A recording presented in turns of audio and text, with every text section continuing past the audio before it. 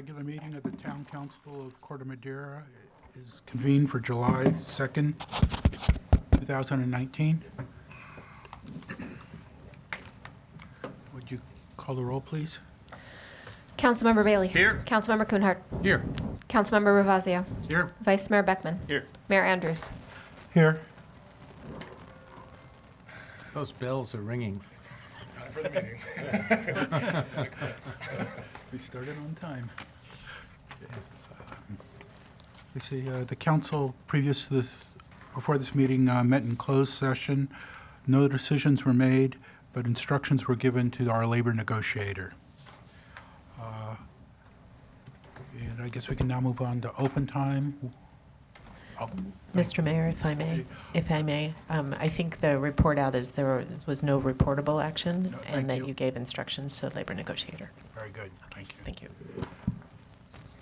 Oh, we got to do the Pledge of Allegiance. We got to do the Pledge of Allegiance, sorry. I pledge allegiance to the flag of the United States of America and to the republic for which it stands, one nation, under God, indivisible, with liberty and justice for all.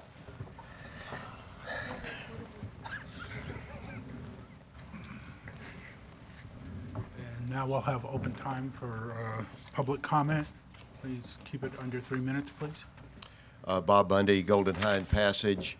I know we've done a lot of work in the town creating defensible space and taking out trees that are invasive, pyrogenic, and otherwise in the defensible space.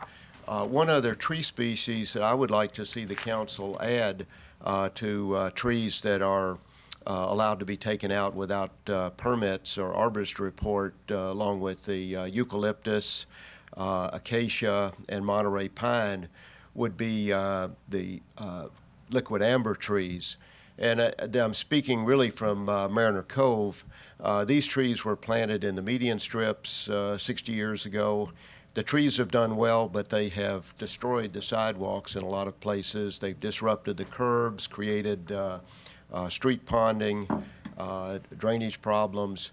I would like to see this added to that list where at the decision of the homeowner, they could take this tree out with a simple permit without paying a permit fee on that or having an arborist report. And if you need to know more about it, talk to Vice Mayor Beckman. He lives in the area too and knows what I speak. Thank you. Thank you. Any other speakers? Okay, so the next item is a presentation. It's an update on our chipper program. Presentation is provided by Marla Orth, our resilience coordinator. Yeah, thank you, Mr. Mayor, members of the council. As Marla walks up, I just want to say this program would not have ever happened without Marla's help. It really started with her vision over a year ago. As you know, Marla has been very passionate about disaster preparedness and safety training within our community. And as staff started to work with her over the past really 18 to 24 months, really focusing our attention of how we can support, the NRG movement, our disaster preparedness movement, really focusing on fire prevention. And this chipper program was born from those conversations. And, we had to start somewhere. We really started from the ground up. Our philosophy this year was to go accomplish something. Just quit talking about it. Let's not analyze it. Let's not do surveys. Let's go grab the movement of the NRGs in our neighborhoods and just go attack this thing. And as you look at that map there and the accomplishments that we performed over this last fire season with Marla's help, it's remarkable. And so I'm really proud of it. But I just want to really point out to the council, and Marla will touch on it, moving forward in the next year, we'll really take the lessons learned. What we did well, what we can do better, and really make sure we have a nice, thoughtful, streamlined process going into next year. And if Marla is interested, your town manager and mayor will be recruiting her to continue that work in a more formalized role. But again, I just can't say enough. I'm really excited for you to hear her presentation. I'm just really proud of the work that we've done in the town. So with that, I'd like to introduce Marla Orth. Not that everybody doesn't know me already. Todd's right. This is a passion of mine, has been, not just for the last 18 months, but probably for the last 40 years. Peter and I were members of the West Point Inn, and we started a fire initiative up there 40 years ago, and then that has carried over into county open space, for which we've been stewards for the last 30 years. And this just came about because of pure and utter frustration that things just were not happening, and not happening fast enough while communities were burning down. So thanks to Todd having a flight of faith in me, we did a pilot, which I'll further describe shortly. So my new tagline is build community resilience, a neighborhood at a time. And that really is the essence. I had an earlier one, which was taking it to the streets, but that kind of fell flat. But that's also what we're doing. So in 2018, I don't need to really tell you, but it was the worst fire season on record. And 97 people were killed, 6 firefighters were killed, $3.5 billion were spent. And this is for fire suppression. This was not $1 for fire prevention.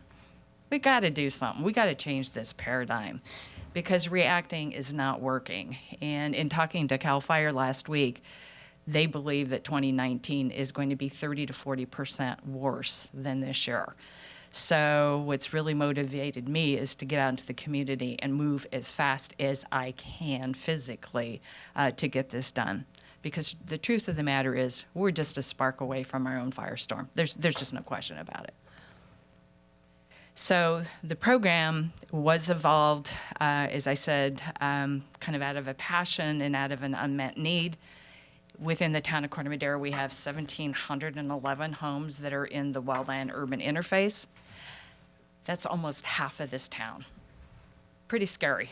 And what makes it even scarier is the fuel loads. They're pervasive. The ingress and egress has been so severely impeded, especially in neighborhoods like Christmas Tree Hill, Upper Chapman.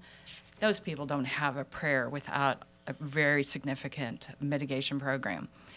That compounded with the prevailing winds and the modeling, fires are either going to come from Fairfax or they're going to come from Mill Valley. The trajectory comes right at Corte Madera. So we're really at the apex of what needs to happen. So key to this whole program, our strategy has been to really focus on hillside communities because without exception, those are all rated as a 4, the maximum that is given. All these areas here, all these areas in red are the Fire 4 areas. The 3 are significant, but obviously they don't have the issue because there are more planned urban developments.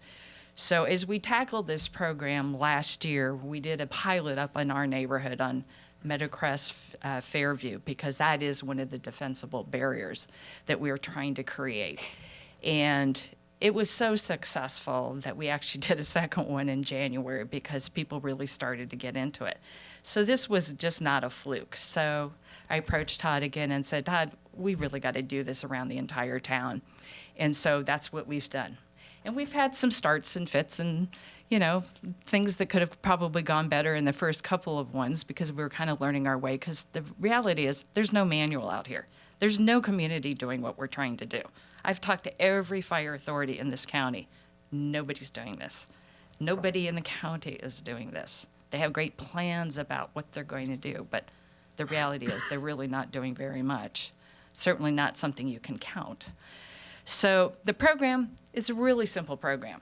I basically reach out to the community. I go through the NRGs that are existent, or I go to the HOAs, or where there are none, I kind of go door to door, and I start hustling the neighbors and passing out flyers and say, if you can put together a group of 25 or more, we'll come up and put a chipper program together. So the way the program works is the residents do their own labor. They stack their cut materials in a very prescribed way, chippable, not chippable being broom, bamboo, vines, things like that that actually get caught up in the machines, don't make good mulch, and really are hard to do. And they put all these materials in areas that are assigned to them. They can only stack in areas that have already been approved. And then I basically use contract labor to come out for a day or two, or in the case of Chapman Park, 6 days of work. And the neighbors were screaming at me because they wanted more, to dispose of those materials. And when I go through the numbers, you'll see how much they got into it. And appreciate the fact this is the first time. It takes a lot of time with these neighborhoods. On average, it's probably 5 meetings with each neighborhood to get them to the day of a chipper day. And then I'm there during the whole chipper event just to make sure things are going according to plan. The program is voluntary, but that does not give them a free pass as far as the defensible space requirements. All the material that we've developed emphasize that handover. And when I need help, I call Ruben Martin to say, can you help these people because they're not hearing the message, or maybe they don't get what it is that they should do and they just need a little bit more help. And so we've been kind of a tag team going through the town. And so you'll probably see us up and down these hills. I've worn out 2 pairs of Adidas already going up and down the hills with checking out locations and meeting with neighbors. So there are 2 basic ways I've attacked this, and there's 2 additional ones that I'm going to propose. The first one is the neighborhood chipper days, which again, it could be 1 to 6 days. Individual neighborhoods meet with the leadership, if there's leadership, design a program that works for them. And then the next one is parking lot chipper weekends. And we found Jim was there actually at the one we did on the east side, and it was wildly successful. I got yelled at by the dumpster people because we exceeded our limitation in terms of tonnage. But that's a good success that we can kind of deal with. That's one of the lessons learned. And then we make it clear there's just no limit to how much we can chip. Bring it on. The more you bring us, the happier we are. And that's very new for them.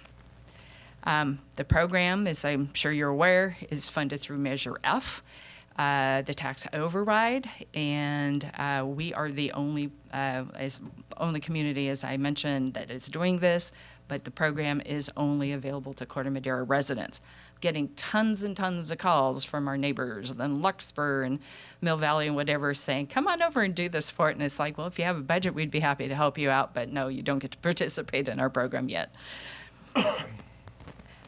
This is just a really brief summary. Oh, and one of the other things Todd mentioned, one of my other passions, and maybe it has to do with one of my professional degrees, which is public health, is I oversee the first aid, the CPR and AED classes in town. I know only one of you has participated in that on the council, and I would appreciate it if the rest of you did as well. It's a great class. If combined with town staff, we're up to almost 200 trained in town since last November. My goal is to hit 250 before the end of the year. This is a 2-year certification program. Like I said, it's a great class. You walk away, you do not forget the metrics of what you're supposed to do for CPR. That said, this is just a summary of what has been accomplished by neighborhood. Appreciate the fact that in March we had delay because of the rains. So a lot of this shifted and got a little crazy. One of the lessons I learned was, no, you cannot do 2 chipper events in the same week because it's just too crazy. But if you look at the tonnage that was removed, and these are all estimates that are given by the contractor, we're up to almost 4,000 tons of chip material. By any measure, that's pretty impressive. And again, that's with some of the nits and gnats of, kind of working through this program. We could have probably done twice that much. I think from here through the balance of the year, we probably will do that much because we've kind of gotten into kind of a rhythm with the neighbors. I don't have to create more materials. I can just sort of adapt some of the materials that we have. But 4,000 tons of chip material that has been removed from fire hazard areas is nothing to be sneezed at. And it's starting to turn into a contest. amongst the neighborhoods, which I love. You know, well, what are my numbers by comparison to your numbers? It's really fun to watch. But I think that it was Upper Chapman that really took the day, 470 tons. I had scheduled 2.5 contractor days. I'm not exaggerating. We went more than 6. And we were still coming by the following week picking up stuff because people said, but you didn't get my pile. Well, it wasn't there before. So there you go. And then these are the ones, actually, this is a little out of date, and this was only done yesterday. So there's already a bunch that are in play that are to occur soon. The biggest one is another chipper weekend on the west side at Neil Cummins in the middle of July. That will probably produce several hundred tons of chip materials, along with Hillside. I was just up there again today, and there are just huge swaths. Those of you that live on the east side know how much broom there is up in the old quarry meadows. And you probably also know the kids are sitting there at the top of the quarry smoking and flicking their cigarettes. And I'm just looking at it going, dear God, we've got a firestorm in the making right here. So we're going to get that piece of property abated as well. So the planning for each of these neighborhoods takes me about 6 weeks from concept of approaching them, meeting with their initial leadership group, meeting with their block captains if they have them. If they don't, it's like putting an ad hoc group together. Then it's looking at sites. Then it's taking Ruben out and saying, are these sites okay? Then it's making sure I've got the contractor capability to remove within the promised period of time, because we're trying not to create another hazard, another fire hazard. So on this map here, and it's hard to see, but we've tried to put it on a slide, is the tonnage by each area, which ones are scheduled, which ones are pending. The only ones that are not in play with what I'm doing is Christmas Tree Hill. You're aware that that's being handled by a separate grant. They have their own contractors to work on that. So my focus has been every place else other than Christmas Tree Hill, but we've already pushed up and over to some of the edges on Christmas Tree Hill. I suspect they're probably going to need some help because it's a pretty lofty job up there because the access is so impeded. But I've tried to address each and every red zone at least one time. The exception is in Madera Gardens. It's up in the Palm Hill area, and I've been walking door to door trying to solicit their involvement. But other than that, we've at least hit all the areas once, or they've at least been scheduled. The return on investment is humbling. You know, when I've looked at Mill Valley's program, on average, their jobs are $15,000 to $20,000 a piece, and they're pretty modest. And we have done all of this work. Now, this is just direct cost. This is not allocation for overhead. It's $55,000.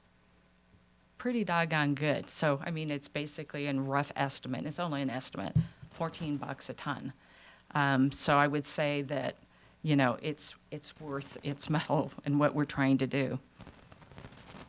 So observations, people love this program. They want to know when we're going to do it again. And all the neighborhoods I've already hit, they want to do a second work party, and I call them work parties. It's sort of like if you can get them to paint the fence, they think it's fun. So we generate the idea of work party, but it's been a great forum for getting neighbors together, speaking with one another, neighbors who've never talked to each other, never interacted with each other. It's amazing. Even on our little road, there's 12 residents. 2 of them had never met each other, and they'd been on the same road for 20 years. So that's a good thing in many aspects. We've tried to make this easy. We take it to them. We take the pain out of the chipping and the hauling. It's very expensive to take this stuff to the dump. A truckload right now, there's minimum charges. It's quite cost prohibitive. They charge you a premium for broom, which is, of course, one of the things we really want to get rid of. So we've really taken that pinch away from them. And we've just made it easy for them to participate. I go in there and here's a draft of something to send out to your neighbors. Make it work for you in your neighborhood. Let's talk about it and let's just go do it. So recommendations are, I know it sounds like I'm pumping my own, but I am very excited about this. This needs to be a year-round effort. This is not a springtime-only effort if we're going to get serious about it.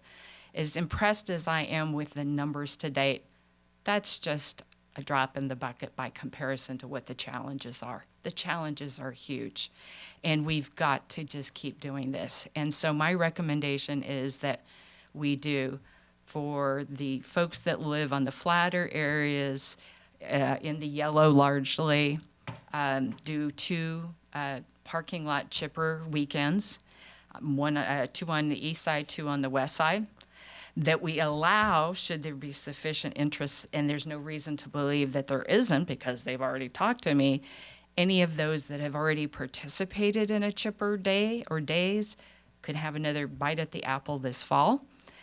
But in the process of all of this, I've really identified some things that really need to be addressed, that the council really needs to decide how aggressive you really want to get. For example, we need safe foot routes. Many neighborhoods, ours included, have no foot evacuation routes, and yet we've been told by fire ecologists that should a fire hit Mill Valley, we have 5 minutes to vacate our property. Well, we're going to have to run down the road because there is another pathway. So we need to address that. We need to address the marking of those steps, paths, whatever those routes might be. And we really need to focus because the encroachment is so great vertically and horizontally in most of these streets. Christmas Tree Hill, there are some places close to the summit where the homes and the fences are right on the public right-of-way. There's no place to back up. Reuben was doing their driving. I mean, I was totally freaked out. I mean, I don't know how people are going to get off of Christmas Tree Hill. But I think we need to really focus on those encroachments because if you get a fire along the roadway, you're not going to drive out or walk out. And so we've got to get rid of those canopies and we've got to get rid of the encroachment on the side of the road. And so these are just some of the pictures of the before and after. And I'm just going to click through this quickly, but you can kind of get an idea of how much material has been being cleared. Can you go back one? Sure enough. The neighbor with the tarp, how old is he? 86. Okay. And we were afraid he was going to have a heart attack out there. So everybody was helping him. He's a retired doctor, gem of a guy. Those retired doctors, you can't keep them down. You can't keep him down. You can't keep him down. And he's out there again because he wants to participate in the parking lot chipper program. It's like, Doc, you're not going to have anything left around your house. He goes, that's the idea. So I'm just going to go through these very quickly. But these are areas that were so completely overgrown that you couldn't get past them. And I mean, I've got volumes and volumes of photos, but these will just kind of give you a general idea of the level of effort. For example, here, that was all covered with broom, wall to wall. Now it's clear. Same thing there. This is up in Upper Chapman. That was not a designated site, but we took care of it. Just piles and piles. You know, it's not too terribly exciting, but if you sort of see the aftermath, this was all broom, all the way down to the bottom street. One neighbor took that on as a personal project. So you kind of get this sense of what we're doing, what we're trying to do, and I think we just need to step up the efforts, and I beg for some additional coordination with Public Works and with the fire department. Make sure we're not stepping on each other's toes and being duplicative, and also just making sure we're backstopping each other. So I would open it up to any questions. This is fabulous. What you're reporting is just fabulous once again. It really is delightful. One question, Blythedale Ridge Fire Road. Yep. Walked up the entire stretch of that this weekend. I've never seen more broom. It's frightening. It's all over the place. Whose is that? That's going to be part of the grant. There's multiple grants in play. County Open Space has one to mitigate some of their properties.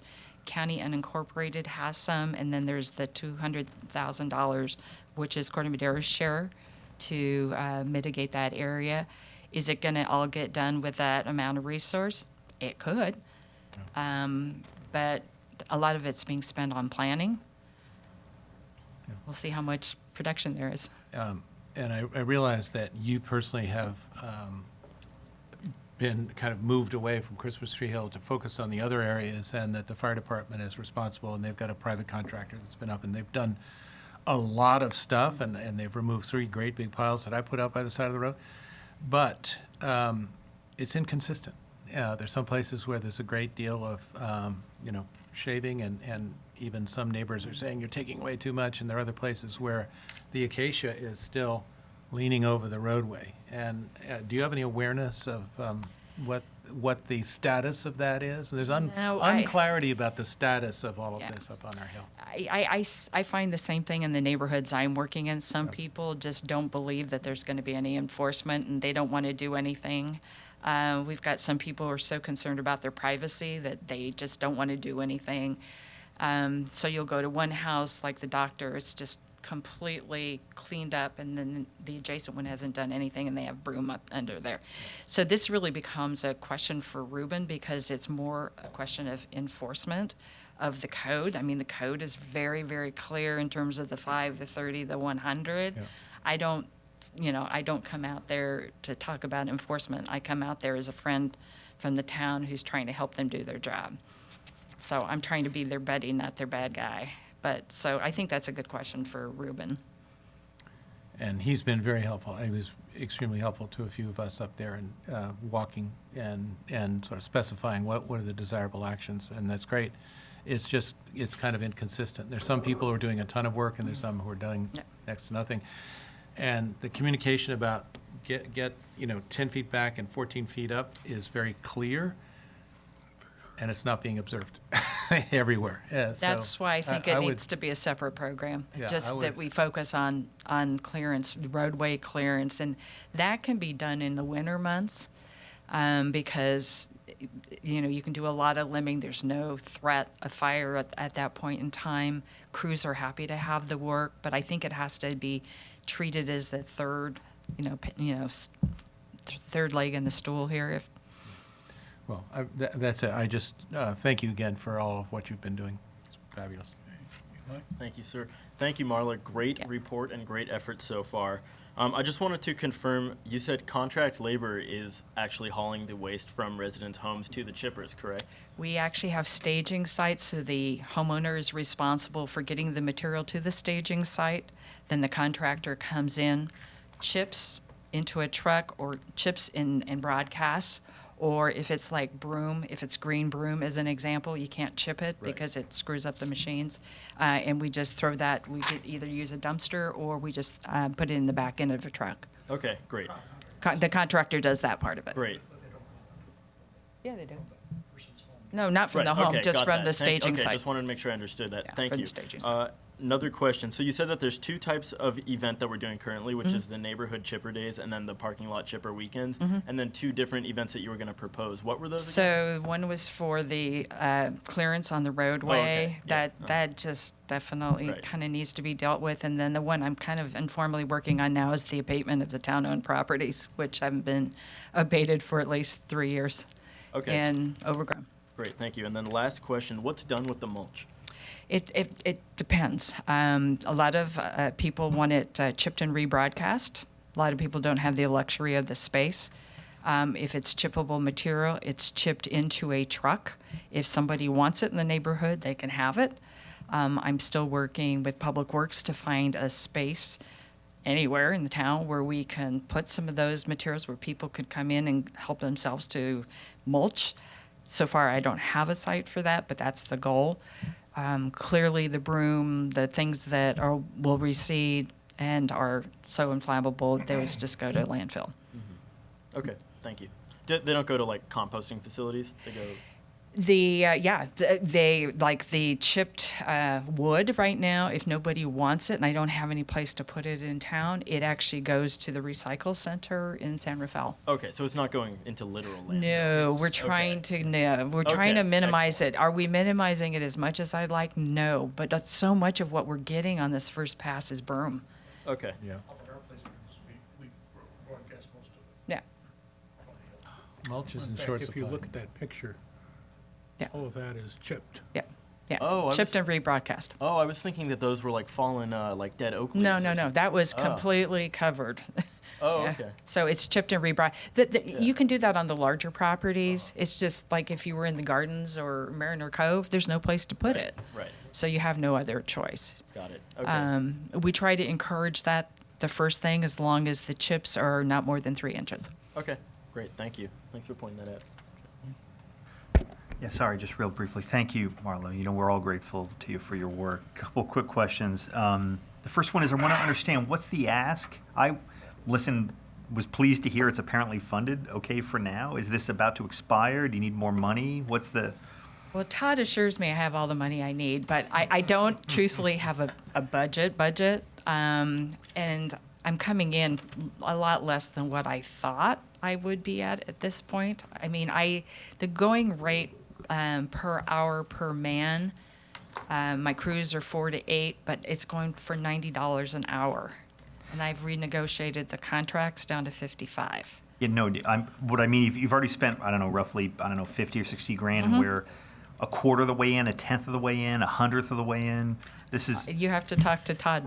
Because I can't. So money isn't going to be the issue. I think the ask is the support of the council of this program, of really coordination between fire, public works, our program, and really communicate and have a well-established program, again, because everyone has been siloed, and so being consistent in what we're putting out there, right? Because you actually have 3 groups that are doing the work. Right. And so I think she's asking for consistency and support, and really, and priorities.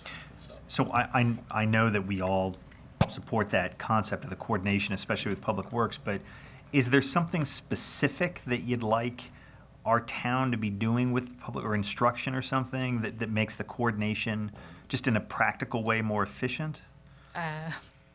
Todd's going to laugh, but basically, get out of my way. Oh. No, the part of the Wow, okay. part of the issue has been, for Okay. example, let me give you an example of what I mean by that. And I don't mean that disparaging. I'm saying it kind of as a jokester. I can order my own Grange boxes. I know what size I need. I know what location. Right. I don't need somebody else to do that. But that's kind of one of the hangups, like right now. And it takes time from public works staff, and they're thin right now. I need more help on the fire approvals, because every site has to have a sign off by the fire marshal.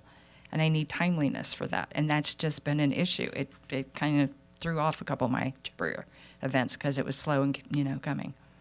Okay, thank you. And then just one more question, and it may be available to me, so I apologize for my ignorance in the question, but is there a published goal somewhere, like, I don't know, something online or some resource by which, me or somebody could go look at it to see what is the goal here, like what is the distance, and how should the map look, and what has to be done to get us there? Is this information available in some resource?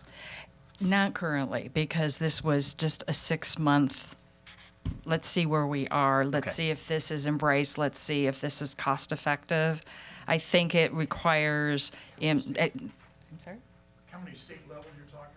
I don't know. I'm really talking about our town. I know you've got too much on your plate already, but it seems like the educational aspect is kind of important as well. Oh, maybe there is that. I'm sorry, but in terms of how the program works, oh, I'm sorry. I misunderstood your question. I thought you were saying, is there a goal in terms of the number of tons No, I chipped? think this is probably exactly what I was asking. Oh, okay. So yes, so there's three different iterations of these.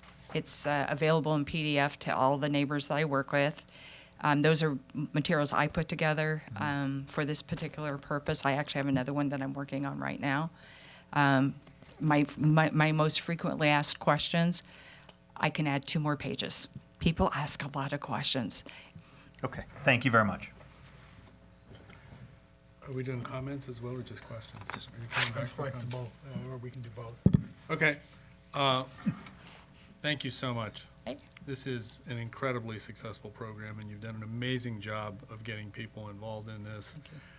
I saw what happened in my neighborhood, Lower Chapman Park, and I was blown away by how fast people responded and how much brush they brought and how quickly they did it. My big takeaway from the whole thing was people want this. They want to do something, and this is something they can do, and they really, really appreciate this. This is a really successful program. I'll give you another reason why I think it's so, why people want it. I'm the disaster prep council rep, and Catherine Way and I had a meeting Monday, and I just talked about some of the highlights from this program, and they pinned us to the wall saying, how do we make this happen in Larkspur? What do we need to do to make this happen in Larkspur? How do we do that? Yeah, it's basically what I said, money, yeah. But cannot thank you enough, because this has been just tremendously successful. And just the other thing I wanted to mention, from personal experience, again, in my neighborhood and at my house, Ruben is a huge asset. The more homes we can get him to, his approach is so good and so positive and so successful. He makes people want to remove stuff. He's great, and the more we can use him, the better off we are. But he's doing a phenomenal job. I mean, he was at my place, and in 5 minutes, it was like, get rid of that bamboo, get rid of that juniper tree. It's like, okay, we did. He's terrific. Yeah. And the more you can use him, the better off you are. But Absolutely. thank you so It's- much It's for so much everything you did. education. And, people just don't know. I had a conversation with a gentleman just before we left tonight. He goes, well, I have 5 junipers right under my my front window. And I said, get rid of them, like right now.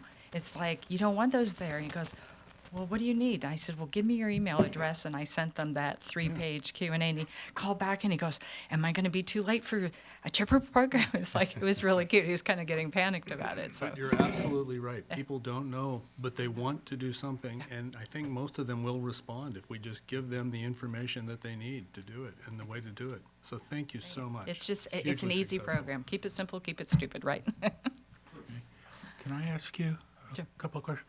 Can you go through the various colors, Sure. the stick on the map? I'm gonna have to pull it closer because I can't see. Okay, so the blue is the tonnage. Okay, So for example, on our parking lot chipper days, the 2 days we did over at Cove School, it was 1,295 tons.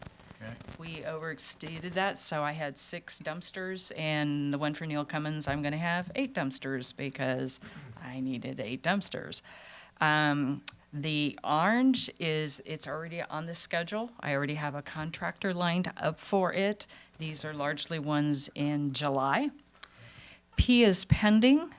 P is pending because I've had multiple meetings with them and I can't get them to commit to a date. But they're on my bug list, and so they get a little, hi, how are you, little note about every 3 weeks. And then the G is for the grant, and that's for the Christmas Tree Hill grant. So if you want to go through the neighborhoods, I basically summarized it on the chart, so it basically tracks. So basically, blue means done. First For the pass. first pass, yeah, for the first pass. And that's where the near 4,000 tons come from. Okay, good.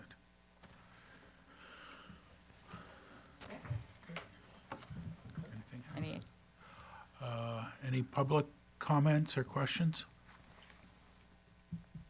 Okay. So few people in the room, I just have a question. We gotta record you. Sorry. That was fantastic. That was really interesting.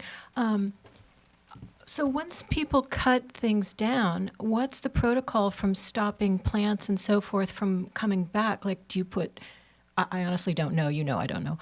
Do you put sand down, or how do you stop things from coming back over the course of a couple years? That's actually a great question. That's one of the other reasons I want to do it twice a year. Because we know from experience with broom, if you cut it 3 years in a row, you've killed it without any pesticides. Same thing will happen with acacia. So having the repeat value of this program will keep what we've done, and hopefully more work will be done in other areas that have yet to be mitigated. and you're left with grasses. Yeah, I mean, it's beautiful. I mean, we have a park up there now. It's fabulous. Okay. Good. Thank you.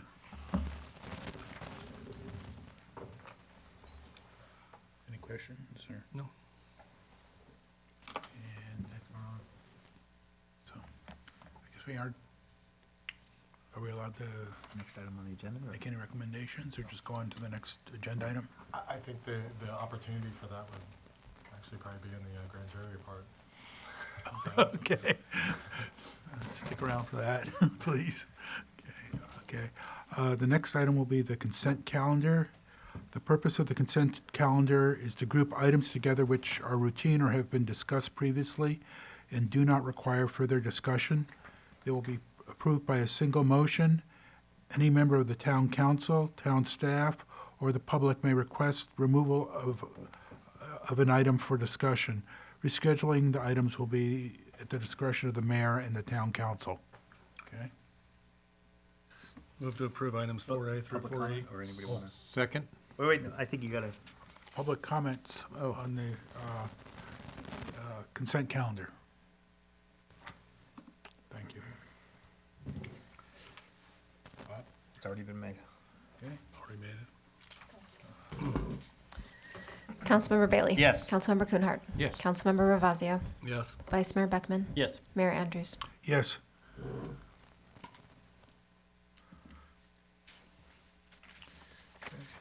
The next item is 5A, a public hearing, consideration and possible action regarding adoption of resolution number 25-2019 to rescind approval of the Planning Commission design review and variance application PL 218079 at 360 Corte Madera Avenue. Adam? Thank you, thank you, Mayor Andrews and council members. Good evening. This is an action that staff is requesting that the town council consider staff recommendation that the town council, after review of all information provided, approve resolution number 25/2019 to rescind the design review and variance application PL 2018-0079 approved by the Planning Commission. This is at the request of the both former property owner at 360 Corte Madera Ave and the current property owner at 360 Corte Madera Ave. And that's, those requests are made in email form in attachment 3 of your staff report. This stems from an application that was submitted to the planning department earlier this year, actually in the end of last year, by the former property owner at 360 Corte Madera Ave, and received Planning Commission approval on February 28th, 2019. That information, the staff report associated with that, is included in your packet as well. The Planning Commission did approve that application. It was subsequently appealed by a neighbor of that property. Negotiations ensued between the different property owners, and a settlement could not be reached. As a consequence of that, the former property owner is sought to rescind its entitlements that were granted by the Planning Commission, and is therefore here tonight, not physically here, but is requesting that the town council accept that request and rescind the Planning Commission entitlements that were granted back in February of this year. That's all of the matter that's before the council this evening. We have listed some options. The rescind, I should just mention that obviously if the application and the approval is rescinded, and then the appeal really has nothing to appeal at that point in time, so there would be no appeal of the application. I'm happy to answer any questions you may have about that. And the resolution is, again, included as attachment 1 to your staff report. This doesn't seem to be a troubling action at all if the applicant is asking for it to be withdrawn. My only question was really going to be, does the withdrawal of the original action automatically extinguish the appeal, or is there something else? Is there a disagreement that's continuing after this action that we might take? My understanding is that the rescinding the application itself leaves no option for the appeal to go forward at that point in time. So it would only be if the actual council wanted to actually hear the appeal that it could choose to do so and then actually schedule that for another meeting date or hearing. If I may, through the mayor. Rescinding the entitlements will moot the appeal. Thank you, Mr. Mayor. Just one question. So the resident had a project, wants to remove the project. Why does this have to come before council?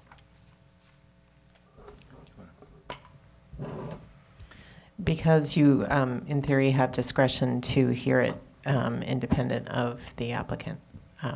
But staff is recommending that you go ahead and rescind the matter, which would moot the appeal.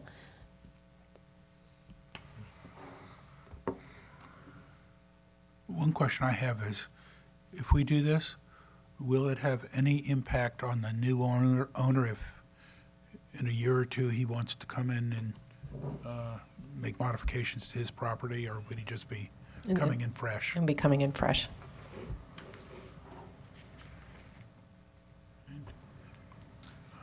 Public comment? Anybody want to make a motion? Yeah, I do. I'll make a motion that we approve resolution number 25/2019 to rescind the design review and variance application PL-2018-0079. Second.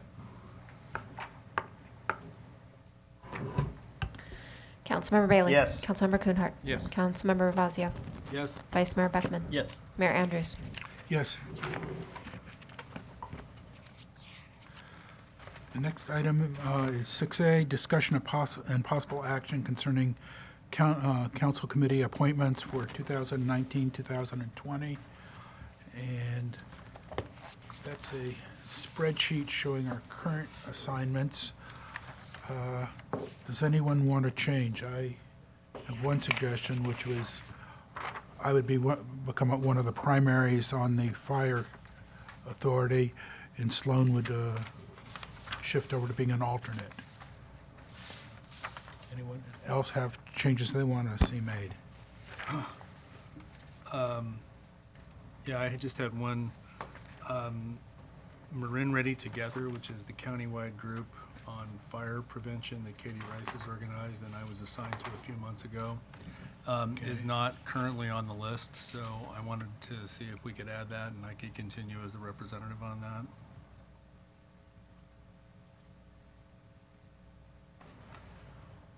And is that only one person, or? Yes, it's just one person from each town. Okay.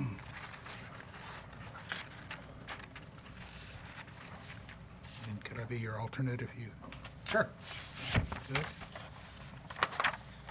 Mr. Mayor, I'm, as the least burdened in terms of numbers of assignments, I'm happy to take on anything that any of you is willing or interested in moving away from, in particular yourself, who stepped up to the mayor's slot. Okay. Yeah. One question I have, my fellow council members, is, given the number of these committees, are all of them necessary? You know, I have one question about that, and I appreciate the spreadsheet, Jim. I don't know what the Joint Powers Authority Oversight Commission that I apparently am primary member on, like what, I mean, I'm on the Local Agency Formation Commission, but that's not a Corte Madera Joint Powers Authority Oversight Commission. Isn't that LAFCO? No, No. that is an MCCMC committee. Oh. I believe so, and I used to be the rep and you took over, but I don't think it meets anymore. Have we ever had a meeting ever? There were meetings and the members weren't happy with the way it was going, and they stopped going to the meetings. I've And I can had a tell very you more- successful I'll tell tenure you more on later, this but, committee. Outstanding. I don't think it's actually functioning. I will have to speak to the MCCMC about this. Okay, Okay. but we don't have the authority to just withdraw from it. We need the MCCMC to flush it, right? Okay. I don't know. I'm not even sure if it's still actually a active MCCMC committee. Got it. Yeah, Mr. Mayor, in the same vein, Vice Mayor Beckman raises a good question. The sign committee hasn't met. I mean, I've been assigned to it. I was told that it really only meets when there's an issue that the planning commission can't resolve, or the planning commission wants council input on, or something like that. And as far as I know, it hasn't been an operative committee. So if that's one that, could be nuked. Through the mayor, I recommend you do that. We do not need a sign committee. Wow. We'll send it to the chipper, okay. Leaning out the town. Also, there is, Did you just say send it to the chipper? there's the Plan Bay Area 2050 Response Committee. There's also the Land Use Committee. And I'm just wondering, should we do away with one or the other, or combine the two together? When I look at the actual mandate for the Land Use Committee,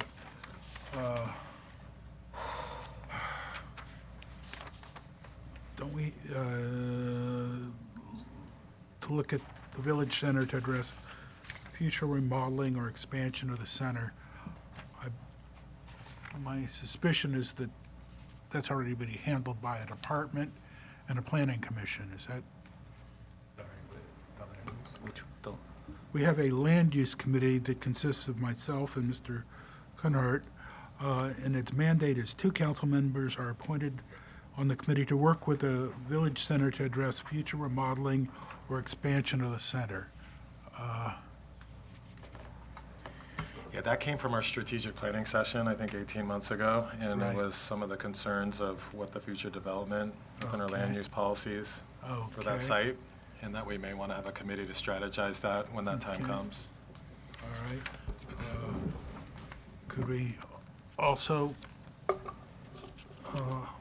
mandate that they be allowed to help writing, well, let's back up.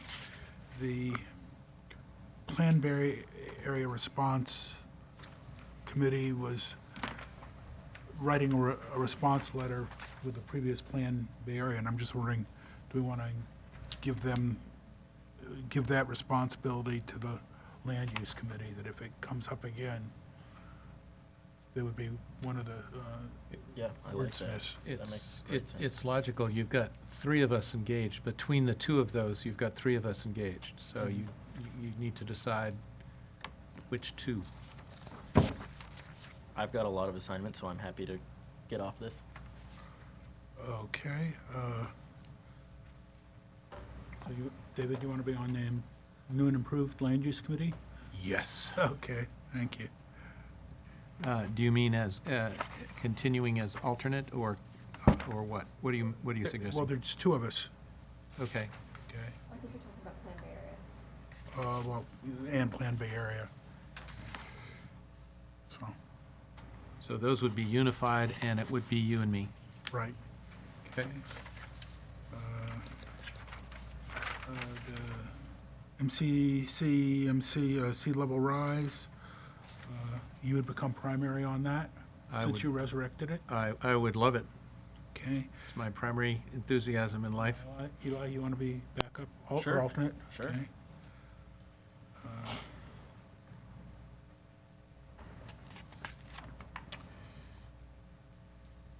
Okay, are there, Hey, Jim, I think, I'm just looking at Ross Valley Paramedic Authority. I think Bob and I are juxtaposed there. I think I'm primary and Yes, Bob's the alternate. yes, you're right.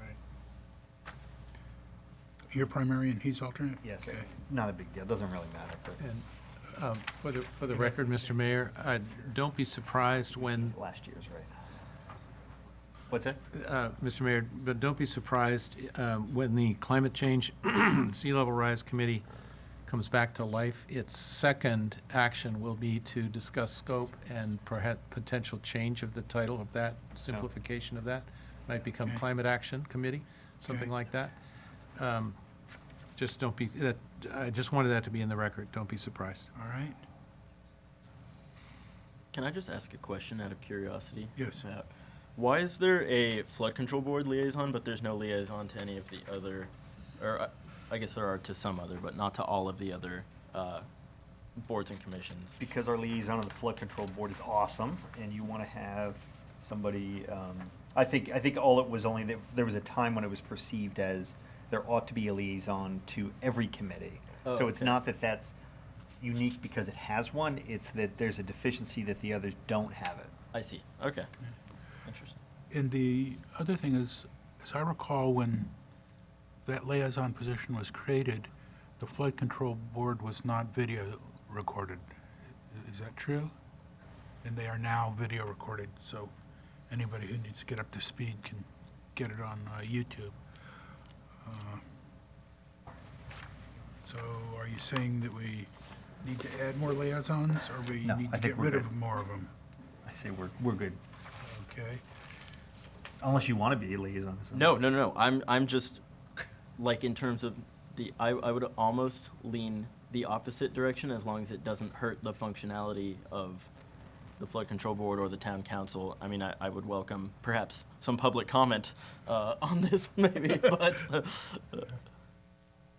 that's just my thought. Is that like if the boards are advisory bodies and their meetings are accessible to all of us, and they presumably report their findings and analyses to us. See, I think that's the issue, though, Eli. My own observation over the last, 7+ years, or maybe before that, on planning commission, is that our communication between our different commissions and the town council could be improved. Okay. And that, I don't know whether that means that liaisons from each of those commissions ought to be attending and reporting our meetings, or whether we ought to be attending and reporting on their meetings, but it's not my sense that, like, for example, the flood control board does outstanding work. And whenever we have our capital improvement projects, the meetings that I had been to, and I haven't been to recently, but really informed, and I felt like it was useful, because I knew a couple things I could share with you guys about what we were learning. And likewise, it would be good for all of them to have a sense about the sort of policy directions that we occasionally discuss sort of in dicta up here. It'd be good if they knew about it. I don't recommend that we move away from that coordination, although for sure it's a time suck. I'm certainly all for coordination. So. Yeah, and that's why I was moved on to the Bicycle Pedestrian Advisory Committee a few years ago to chair that. Same thing. It's like they're doing Okay. a lot of stuff and Great. wanted input and communication. I appreciate the insight. Thank you. Yeah. Yes. Thank you, Mayor Andrews. I also wanted to mention that I received an email from Karen Gerbosi asking about council appointees to the Sales Tax Citizen Oversight Committee, and similarly to the comment about the Flood Control Board liaison and how it may not be necessary due to that board being video recorded. The Sales Tax Citizens Oversight Committee is not yet video recorded, and I know we do have council presence at those meetings, but I don't think it was on my list. It's on the very bottom, the very last one. No, Right, that's for interviewing. the council members assigned to interview applicants to that Oh, that body. right. You're right. So I think I might need to formalize that and put that on my standing committee list. Who's the assignee? Mayor Andrews attends. Yeah, I'm currently primary. Okay. Do you want to be alternate, or?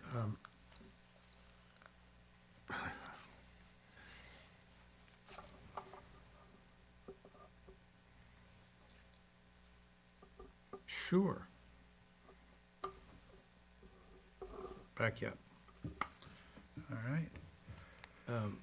Now, you had mentioned telecommunications. Is that something that Yes. you want to step back from? Yes, if possible, but would you like to be? I'm interested. Okay. That's suffering a lot of issues now. That's gonna be something for the short term anyway. You know that, right? You're stepping into like a hornet's nest there. Oh, I know. Okay. It's ready. It's 5G. I like hornets' nests. Okay. Okay. Eli, you want to be the backup Hornet wrestler? You tell me. You tell me. No, Eli. Oh, I'm sorry. I missed. I feel like I'm already on. You the are wall. already the alternate on that. Okay. I know. I'm letting you. If nobody else wants to, I can. Okay.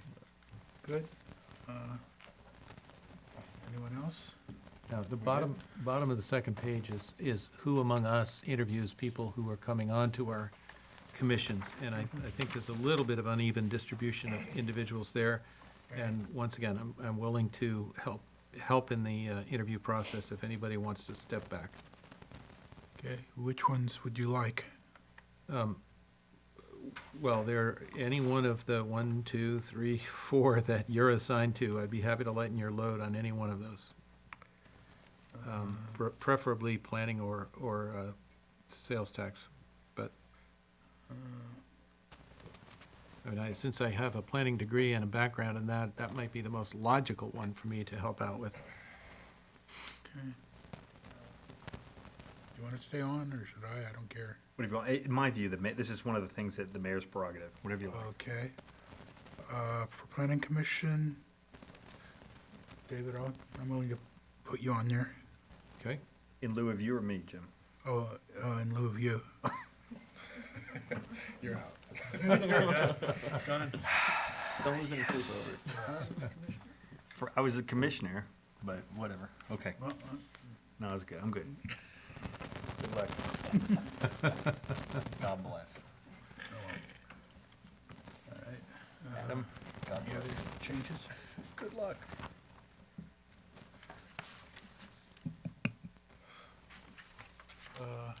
Any public comment?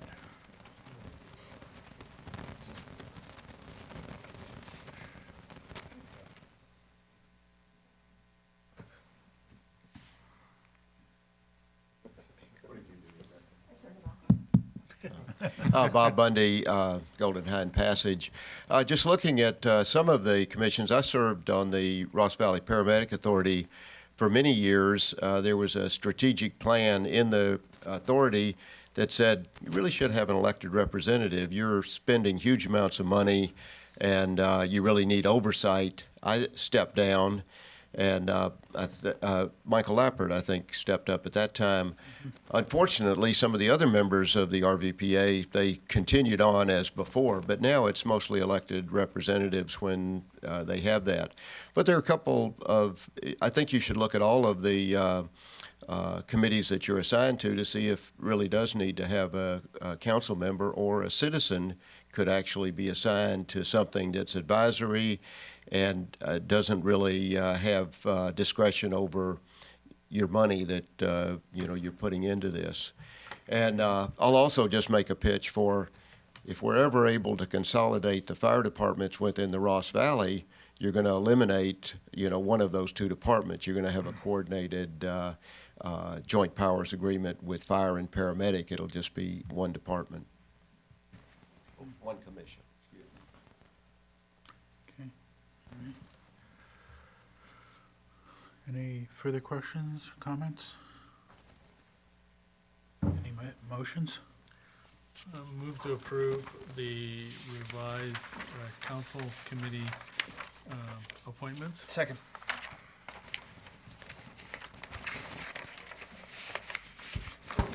Councilmember Bailey? Yes. Councilmember Kuhnhart? Yeah. Councilmember Ravazio? Yes. Vice Mayor Beckman? Yes. Mayor Andrews? Yes.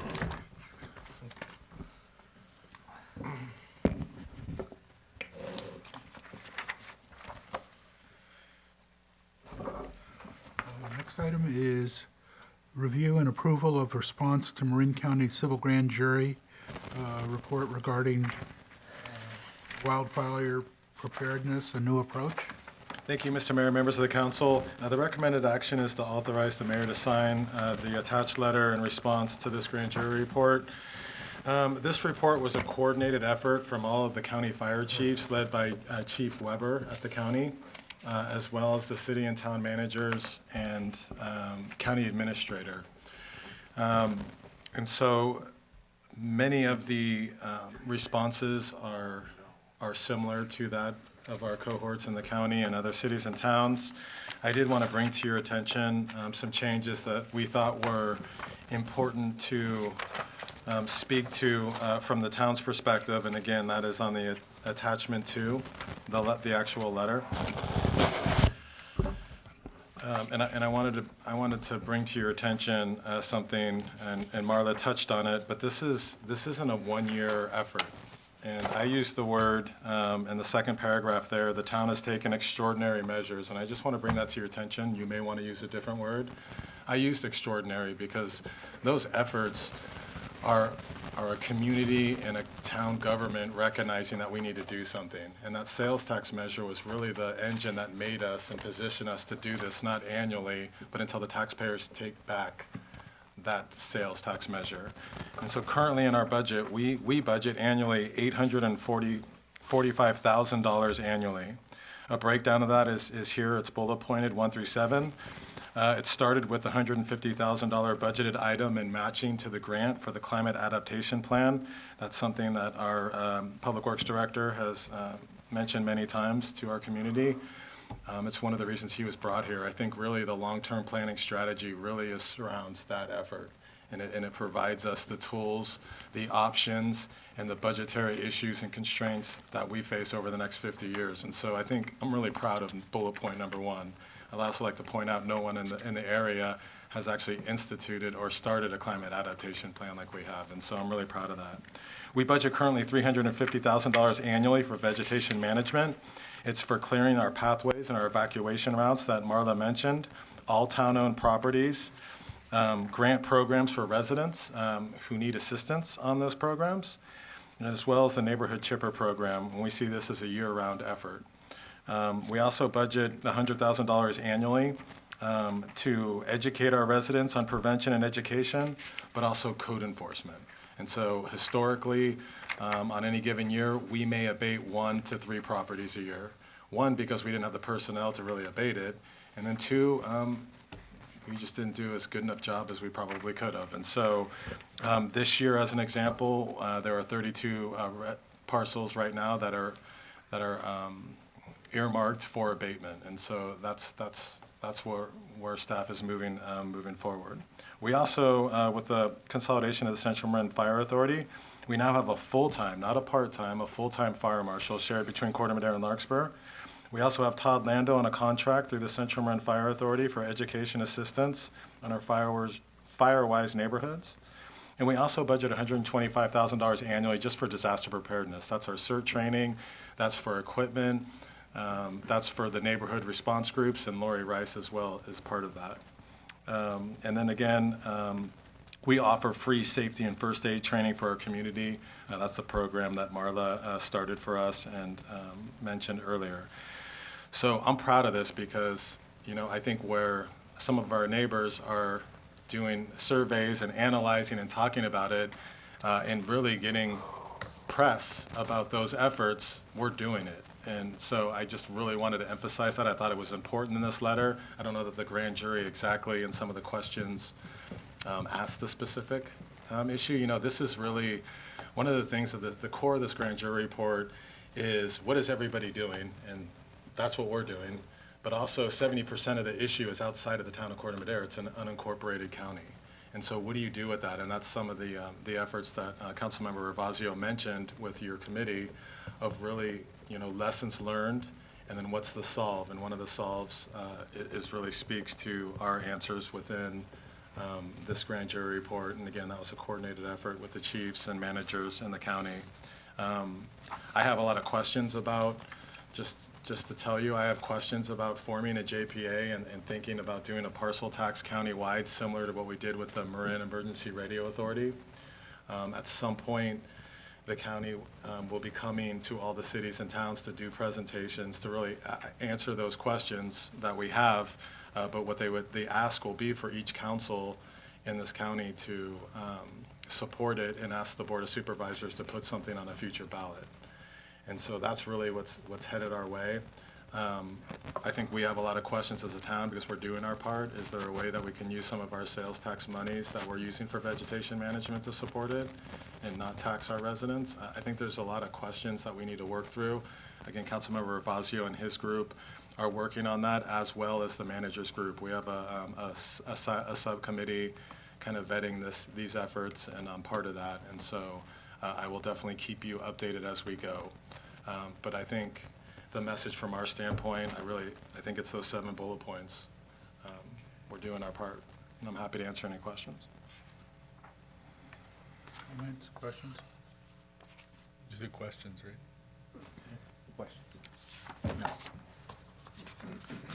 I have a question. In the letter where it says Neighborhood Chipper Program, could we reference the slides in Marla's presentation and include that in the back? That's just so that the grand jury can see what we've accomplished to date. Clear numbers, yes. Okay. Thank you. When I say we, I mean she has accomplished to date. Okay. Anyway. Any comments, questions? One question, if I may. Just noticing, finding 1 is existing vegetation management codes are both inconsistent and inconsistently enforced, and our response is agree. Fire policies differ, as do inspection and enforcement procedures. Maybe if we could just add a suggestion there, or just something to make our response constructive. Thank you. Thank you.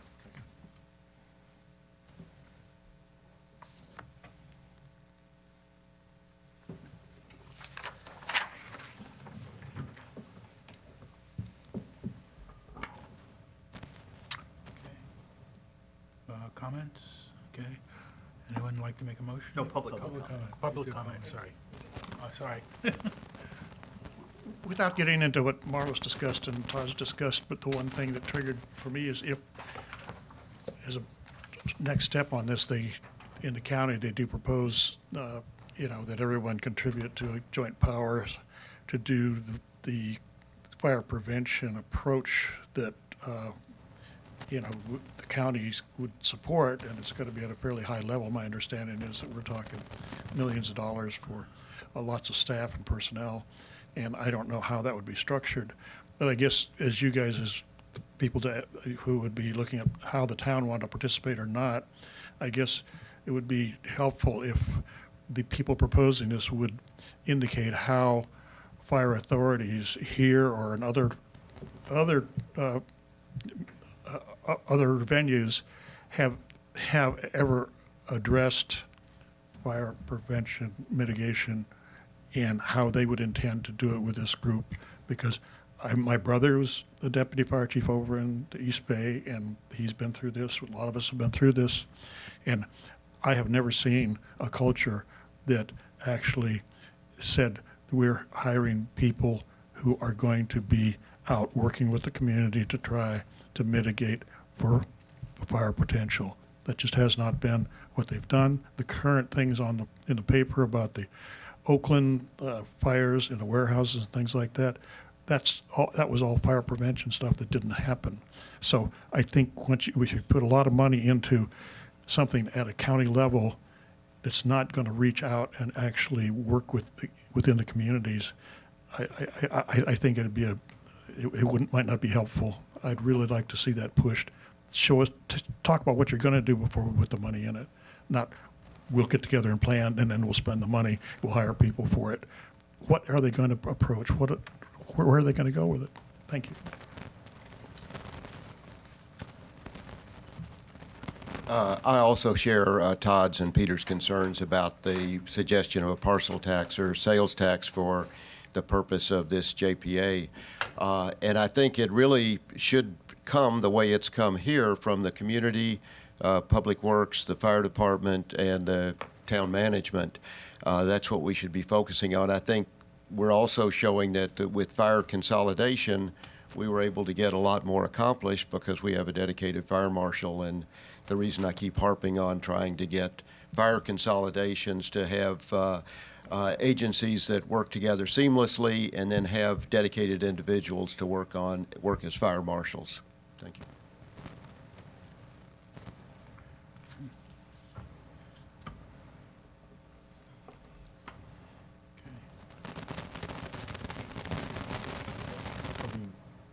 No, I mean, Motion? if you close public comment? Yes? Okay, I'll make a motion then that we authorize the mayor to sign the letter with modifications consistent to our discussion herein, and send the response to the grand jury report. I'll second that. Councilmember Bailey? Yes. Councilmember Kuhnhart? Yes. Councilmember Ravazio? Yes. Vice Mayor Beckman? Yes. Mayor Andrews? Yes. Next item is the review and discussion of Tam Ridge Apartments post-occupancy housing and traffic report. Great, that's mine here. Again, Mayor and council members, thank you. I'm personally pretty excited to be here finally delivering this report tonight. It's been something that I've actually have envisioned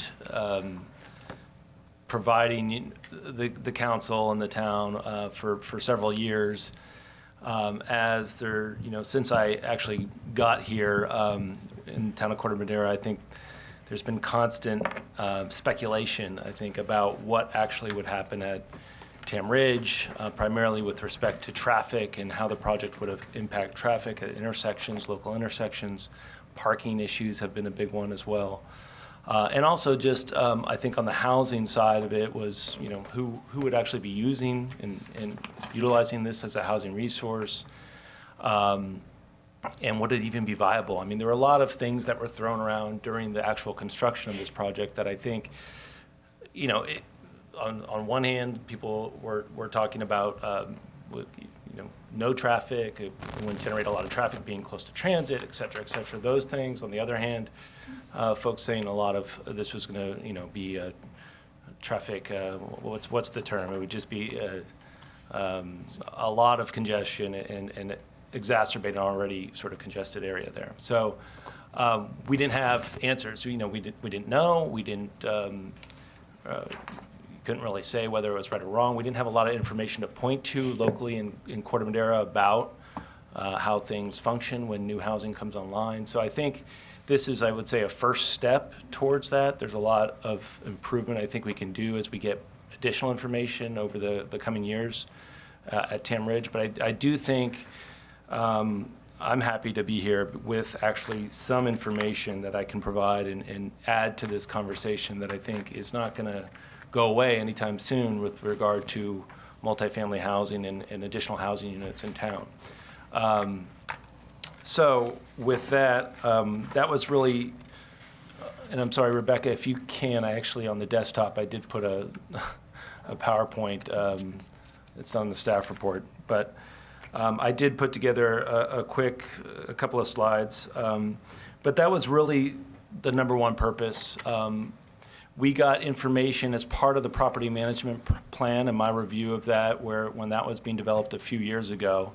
And of course, I think we all thought we'd be here much earlier than we were, or a few years ago when the project actually opened. But it's taken some time, obviously, for that to happen. So now we're well into the project being open and occupied. But this, first and foremost,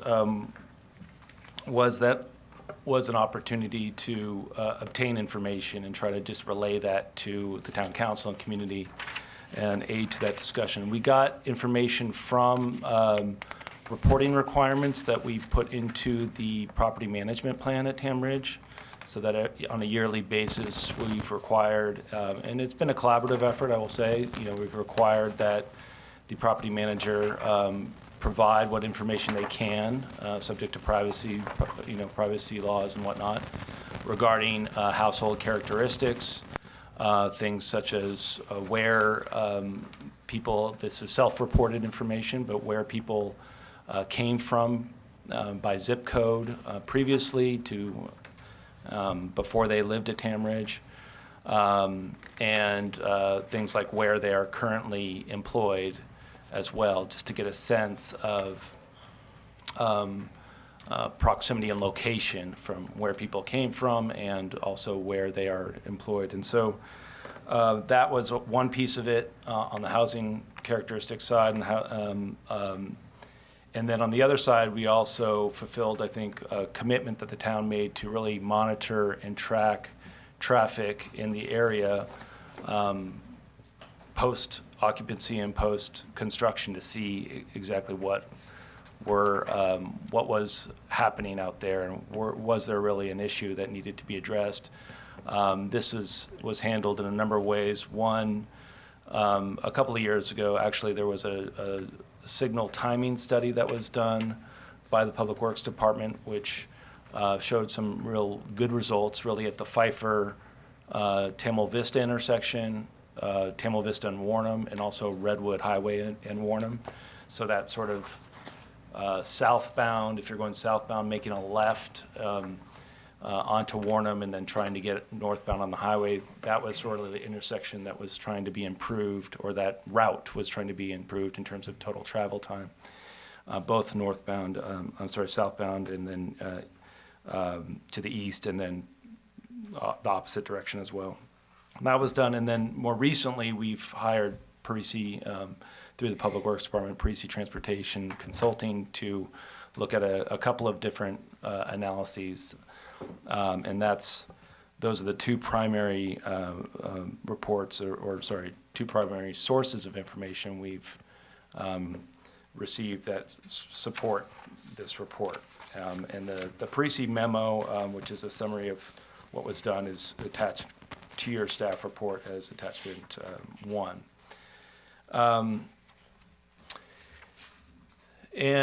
So I just wanted to give a little bit of background. Obviously, you know this pretty well. I don't need to go through the top, but there's a sort of a unit breakdown, 180 units. There's predominantly 2-bedroom units there. 350 total residents live there, 90 children under the age of 18. Obviously, you know, the below market rate units, 3,000 square feet of retail. And you can see the number of parking spaces and sort of at the FAR. So that's sort of the project by the numbers. Final occupancy permits were issued in September 2017. So it started to be rented up after that, or actually during that, building by building, they started the leasing process. Retail opened the Andes Market opened in March in 2018, and then full occupancy, which is really considered an apartment complex like this, about 95% occupied. There's always some units that are vacant and going through, you know, releasing and whatnot. That was achieved in January 2019. And you can see what the asking rents are going for. It's a lot. So they're, I think, from the owner's perspective, they're happy that they're opened, obviously, but they're also pleased with the demand and the rents that they are actually getting at the project site. And it's clearly an in-demand sort of location for people to live at this current time. So this is the sort of on the housing side. We sort of asked two main questions. One, where did the current residents at Tamridge move from, as I mentioned, and where are current working adult residents at Tamridge employed? And so this is just a breakdown of those numbers. You can see we had about 260 responses for the adult residents,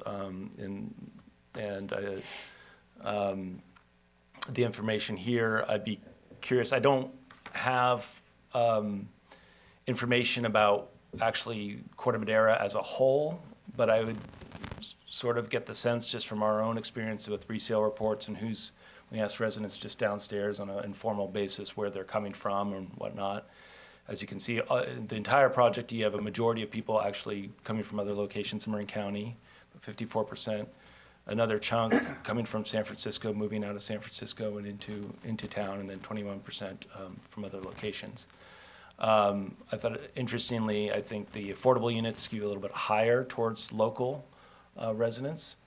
Part of that, I think, has to do with the marketing efforts, which were done predominantly local, although there wasn't a local preference. So I think that's an interesting finding that, sometimes that comes up in conversations about how, shouldn't the affordable units be preferred, tried to target local residents. I think we didn't have that as a requirement, but it's still skewed that way.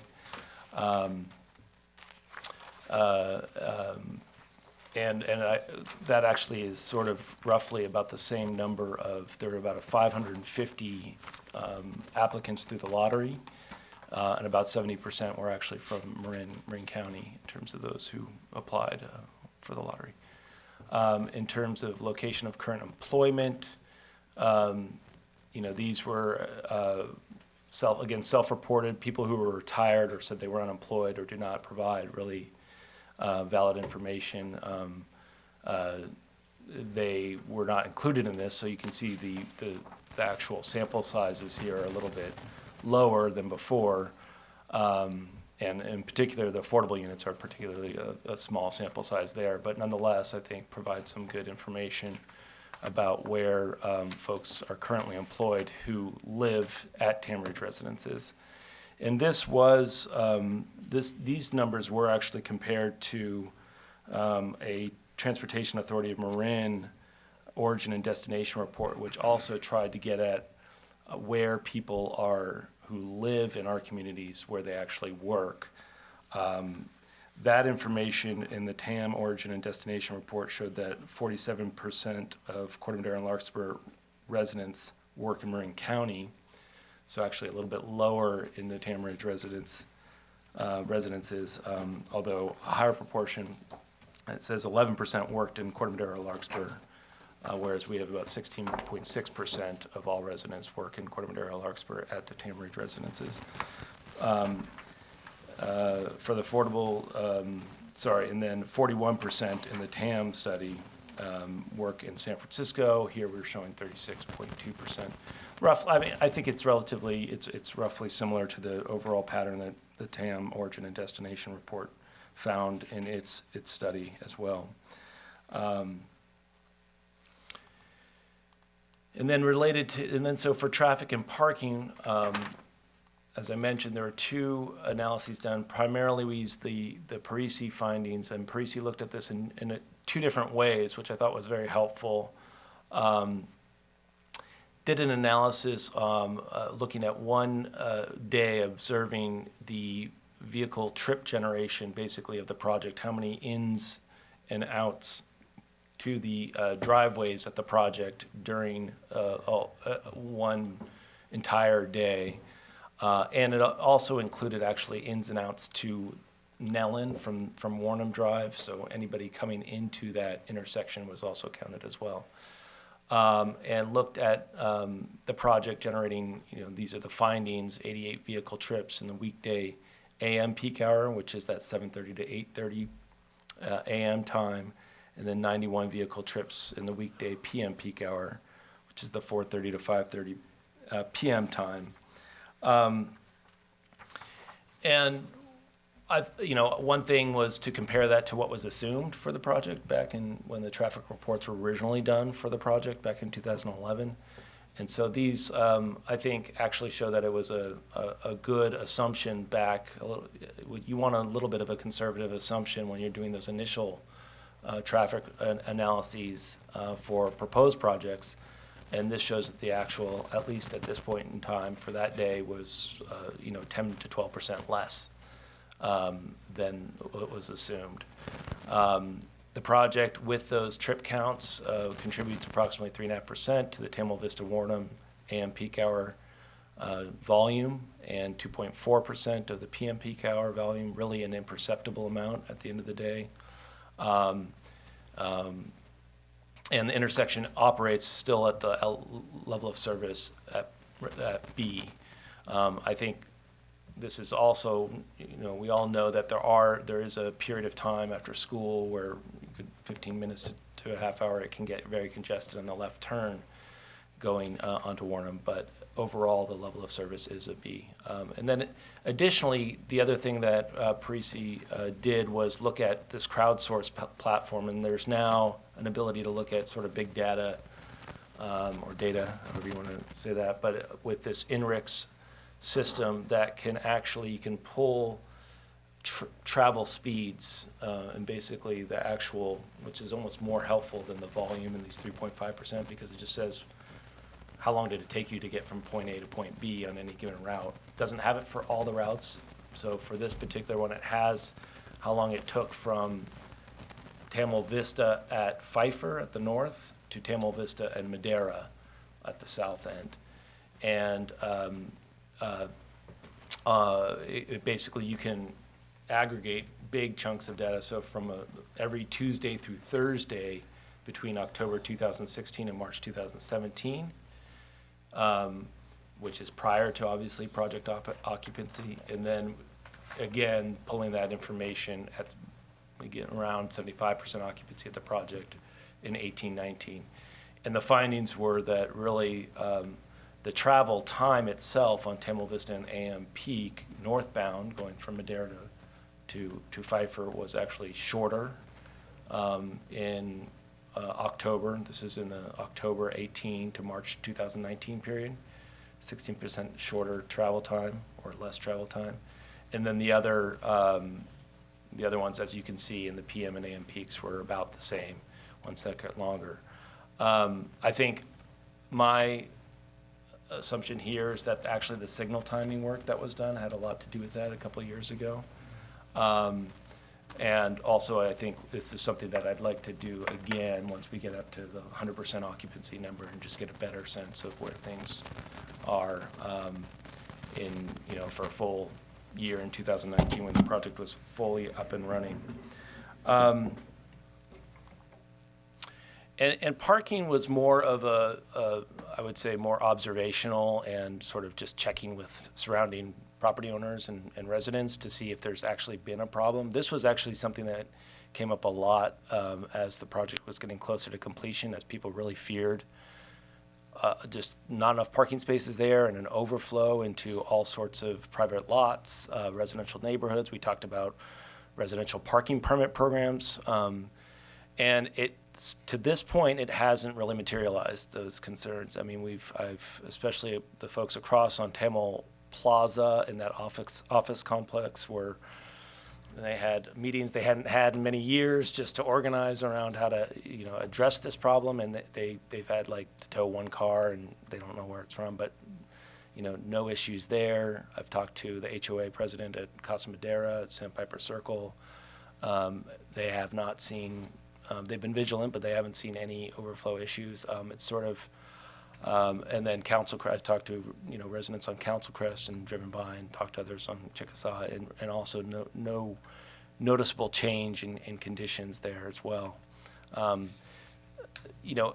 Some of that we did require that they put in the lease documents, just letting people know not to park in those areas, not that they legally could, they could, but we wanted to make sure that that was an expectation going in. So that was maybe has some help there, and obviously it's something to continue to monitor and check over time. But I think that's a good result, not to really have those that full occupancy causing problems today. I would like to get at this more going forward in some of the survey information and questions that we get, and that's in the next steps. Just to see if we can't work collaboratively with the property manager who's actually changing. They're actually in the midst of changing the property manager. But you get some more information about commuting behavior and how people are actually getting to work and function, because I think there's also claims from certain, that folks don't need cars and aren't, can take public transit, but it would be nice to get at that a little bit more. And that's number 3 in next steps, and I talked about 1 already with following up with INRIC's travel time and continue to compile the household information. And then I think, this is something that will continue to, it's required to be provided to us on a yearly basis, and it's something that I think, now that we have sort of the bones set up, we can actually without a tremendous amount of work, just, get some of this information up on a semi-annually or I guess maybe every 1 or 2 years or so, and track these things. And then if issues arise, come back and talk about them with the council. So That's really, this is really just there's no action requested. It's really just information. I do hope that as we, I wish we had this information for more places in town, but I think it really can be helpful in the future, as we will be talking more about multifamily housing with how the state legislation and whatnot that's coming down the road, and just those conversations. Now we actually can have at least some information about one particular project, at least, that we can point to and sort of say, this is how it worked here. So with that, I'm happy to answer questions you may have. Sorry for the long report, but wanted to get through it. Council questions? Go ahead. No, you first. Did you happen to ask if any of the residents don't have a car at all? No, but that is one of the things that we thought about asking in a survey, and the follow-up would be just vehicle ownership rates, and do you, and we could get some information in that way. I stopped in a few months ago when they were just at a little over 90% occupied, and I was told, but I was not an authority asking the question, that about 20 units had no cars. But overall, would you say it's fair that you're seeing that the great majority of the folks lived in Marin or nearby before, and they work in Marin or nearby now? I was surprised at the small number who are commuting into San Francisco, relatively speaking, for work. And, almost 3/4 of the affordable units occupied by people who work in Marin, and a pretty good distribution across there. I just think it's good information. Thanks. Yeah. Thank you. You give us the rents in your staff report for the market rate units, but we did not get rent information for the below market rate units. That would be helpful. Okay. Do we have access there, or? I don't have it with me right now. I can tell you it's, I think when it was initially rented up, approximately so there's 4 very low-income units. There were 12 low-income units and 2 moderate-income units. The very low were around 1,200 for the one-bedroom units. All of them are one bedrooms per the agreements, the affordable housing agreement. The low-income units were more in the range of 1,800 to 1,900, and this is adjusted, so it adjusts every year along with the HUD area median income numbers, which have been actually going up quite dramatically. We're lumped together with San Francisco and Marin. And then the moderate ones are quite high, and actually it's been interesting. They were actually 2-bedroom units, but they were in the mid 3,000s, or actually the upper 3,000s, because of the and for that reason, I would say they were difficult to rent. They were not much less than the market rate ones, and a lot of paperwork, a lot of things that, requirements that people had to go through. And I also think actually it's not marketed. Folks who make that much money, frankly, who could afford that, are not considering themselves eligible for an affordable apartment such as this. And so the marketing, I think, could be improved so it's targeted to higher income earners, frankly, who may not know they're actually qualify or eligible for some subsidy in that. And we have explored ways, as I mentioned in the report, one of the 2, it's a good thing there's only, I think, 2 moderate because they've been difficult. So there's 2 of them. One of them is now rented and the other one is still vacant. And so we've explored ways to reduce from 120 AMI as the basis for the rents to 100% and go back through the wait list and whatnot. So that's in process to try to make sure that is rented up. So that kind of leads into my next question, which is, it feels to me like, given how hot the housing market is, this development took a long time to fill up. And I'm wondering, is that actually true? And if so, what does that mean?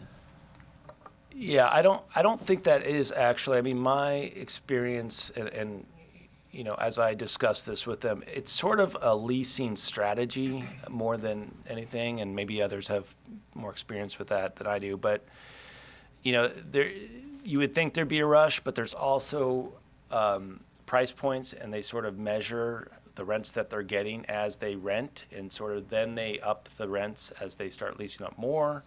And they also, I think, explain that you want to space out the leasing up of this many units so that when they come back around for re-upping the lease, it's not all on 1 month or the cash flow reasons. Right, that makes sense. You spread them out over, frankly, a course of the year is ideal. Yeah. And so, but it was rather, it seems, and I think it seems rather slow, but there were, I think, more strategic reasons behind why they were doing it that way. Okay, very helpful. Thank you. One question I have is, would it be useful to try collecting similar, I guess, demographic, work activity, information from, you know, the 5 or 6 other large apartment complexes in town? And would we be able to at least send out a questionnaire and ask them? Yeah, I mean, like I said, I think that would be great to start to have some more information on other, not only apartments, but frankly, our other information about all of our households in Corte Madera. I mean, that's always, more information the better, right? I mean, it's a matter of how to get that and how much time you have to spend to do that. So apartment complexes are easier because there's a property manager. So I think there is an ability to do that. What you won't get is the traffic comparison. So this is unique from the standpoint that you can do a before and after comparison of as best you can related to traffic, whereas you won't get that. But you can get some household information. So we'll look into that. Like a local addendum to the census or something.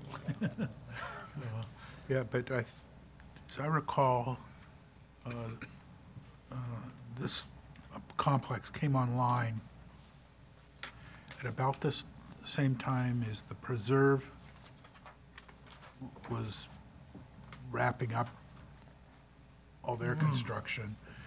And then also, in Casa Buena, a couple of apartment complexes got renovated. So we might have had a, quote, glut of good apartments for that period. So, Yeah, I mean, they've all done, I think, exceeded their expectations in terms of the rents they're getting at all those places, to be honest. okay. Any public comments? Council discussions? No? And there's no action required? Nope, So, just thank you for listening. thank you. Thank you for the information. And the next item is 6D, which is the field project manager position. You're up, Todd? Okay. Thank you, Mr. Mayor, members of the council. The recommended action is to adopt the attached resolution approving the position classification and job description of field project manager position within the Public Works Department. This is a follow-up from our May 21st meeting where council gave staff direction to come back to you with a job classification and job description. So that is before you now for consideration. Again, we believe this position, it's a 5-year term position. We believe the first 2 years will save approximately $382,000 and $357,000 annually, not having to use consultants and project managers on our projects. Again, this job classification pay scale follows that of the superintendent within Public Works. On page 2 of your staff report under the fiscal impact, you will see the range with salary and benefits. And so that, again, is attached for your review. And the job description and classification is in attachment 2. So if you have any questions, I'd be happy to answer those. The job description and classification was put together by our Public Works engineering team as well as our new human resources coordinator. So I'm happy to answer any questions. Any council questions? When do you think this will go out?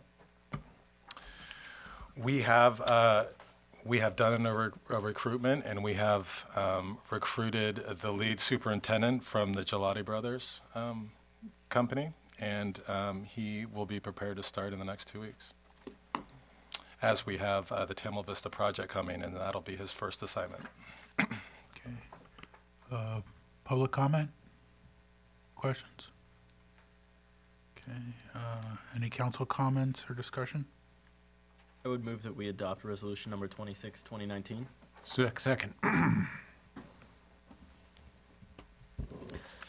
Councilmember Bailey? Yes. Councilmember Kuhnhart? Yes. Councilmember Ravazio? Yes. Vice Mayor Beckman? Yes. Mayor Ravazio? Oh, sorry, Mayor Anders. I knew that was going to happen today. Old habits.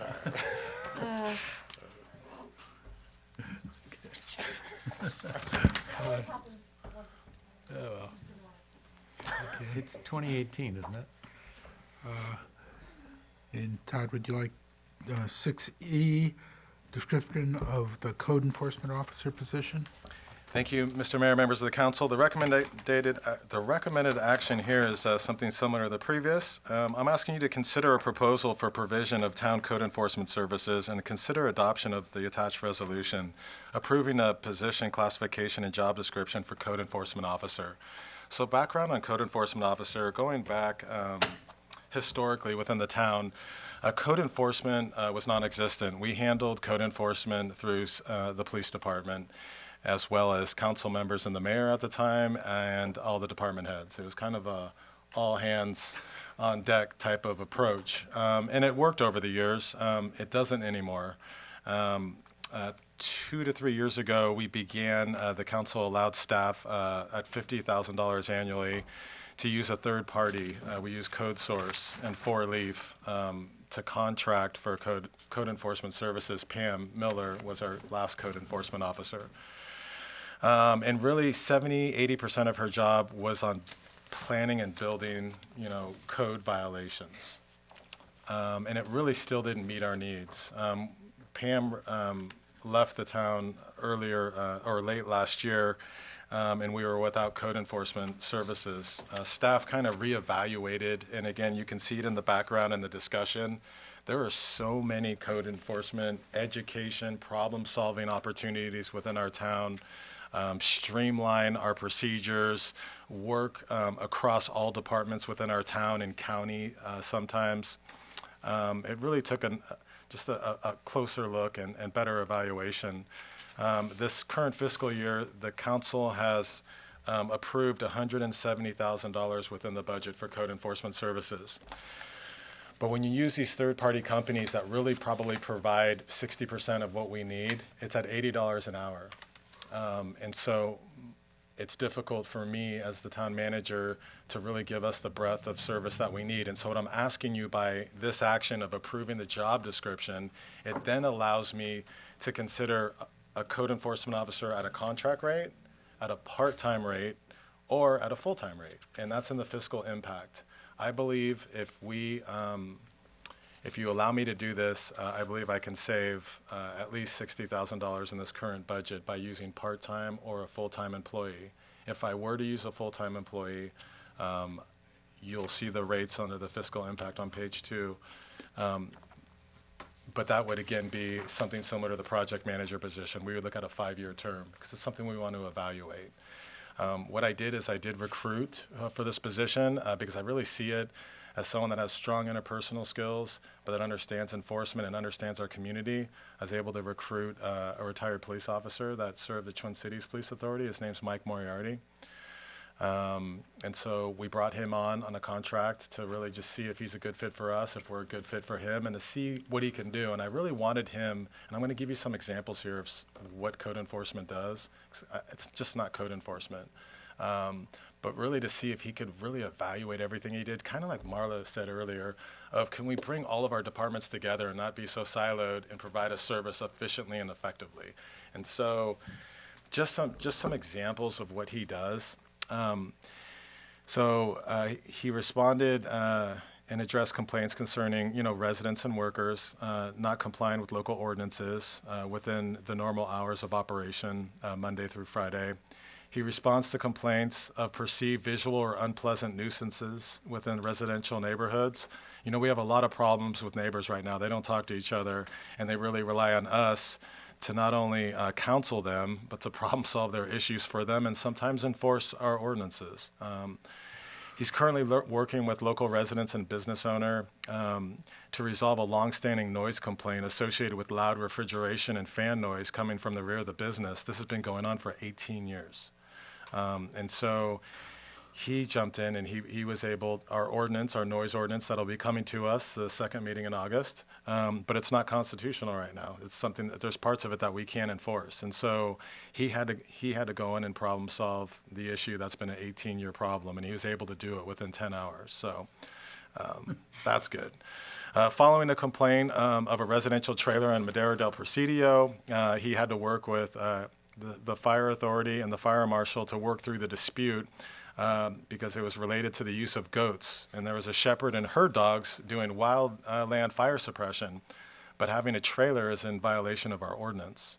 And so he had to work towards a reasonable resolution to conceal the shepherd's trailer with the construction of a fence. And so just some things you never think you'd deal with, but they're real issues.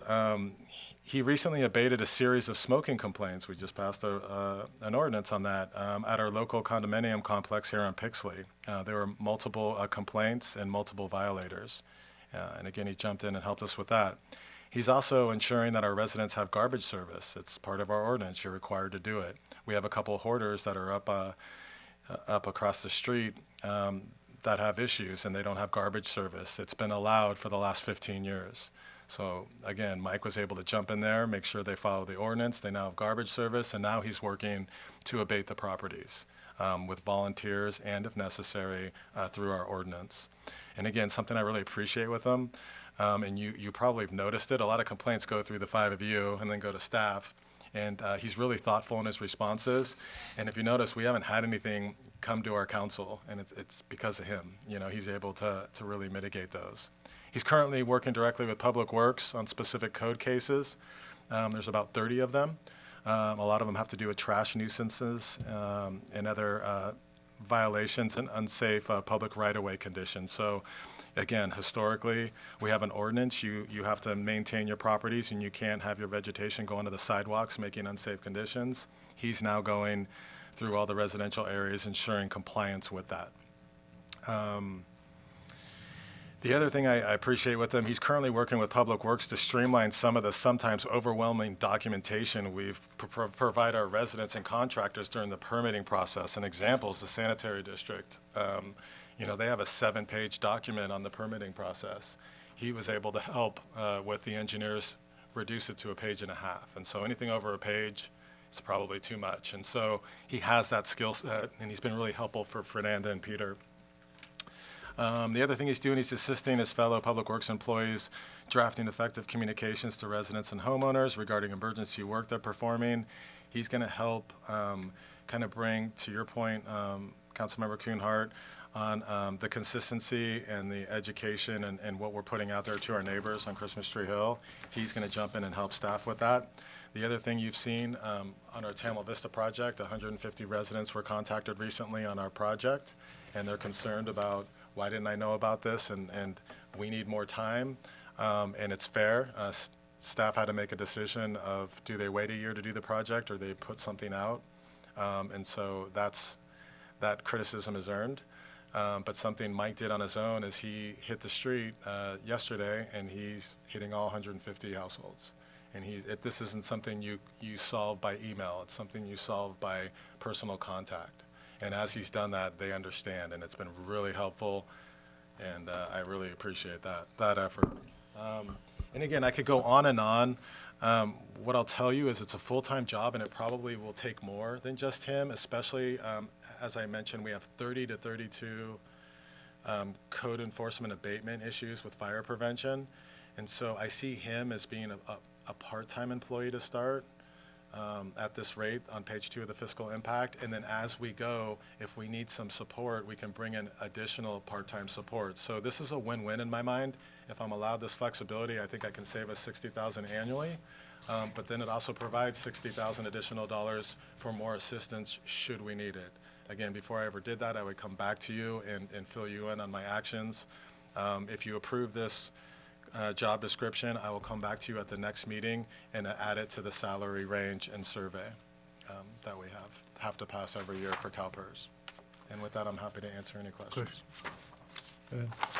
One question, how will he interface with the fire marshal?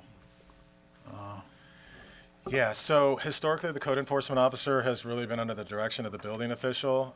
In this, and you'll see in the paragraph description, this is a direct report to the town manager because I think code enforcement and problem solving is based on my philosophy and my direction. And so I was concerned of different philosophies amongst departments, and so I wanted to be consistent.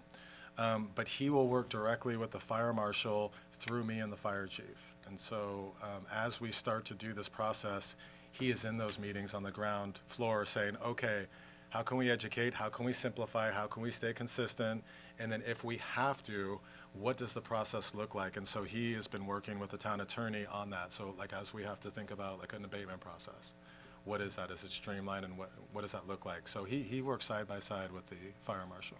So if I were to say the fire marshal identifies problems and then hands it to him if necessary to come up with a To enforce, enforcement solution. or before he brings the hammer, he will work with them to go, what is your problem, and here's how can I get you there?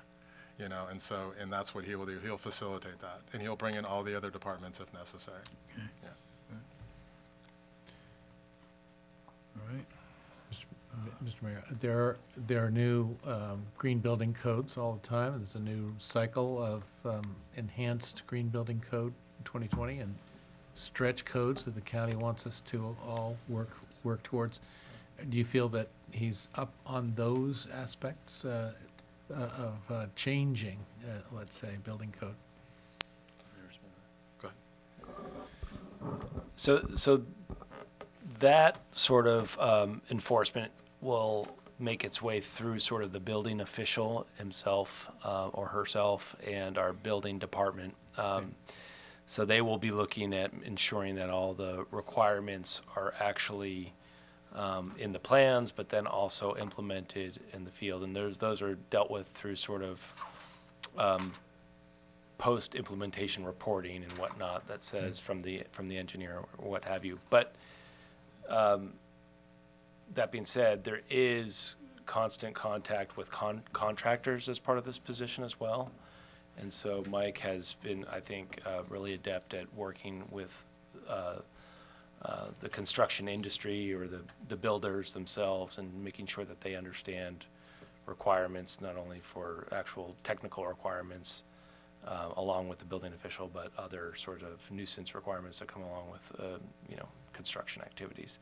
I will just say I've been very impressed with his communication skills, not only in sort of the sort of person-to-person interactions, but actually the writing skills I think have been very impressive and that's a lot of times how we have to communicate with people and make sure that, always knowing those things are going to be sent to you right after they go out, and those are just being sensitive to, again, reflecting I think our attitude and our what we want to convey and the way we deal with our community and our residents at all times, and being considerate in that communication. So It's a big job.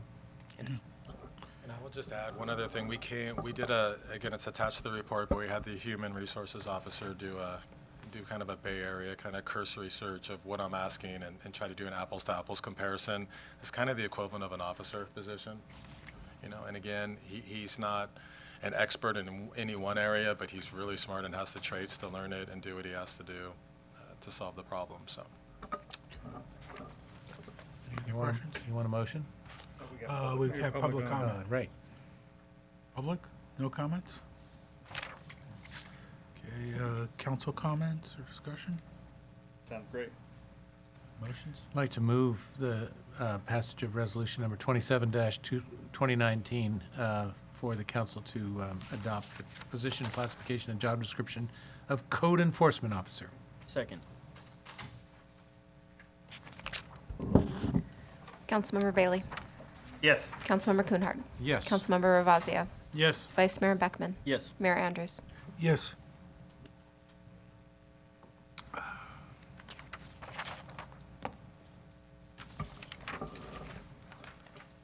Okay, I forget.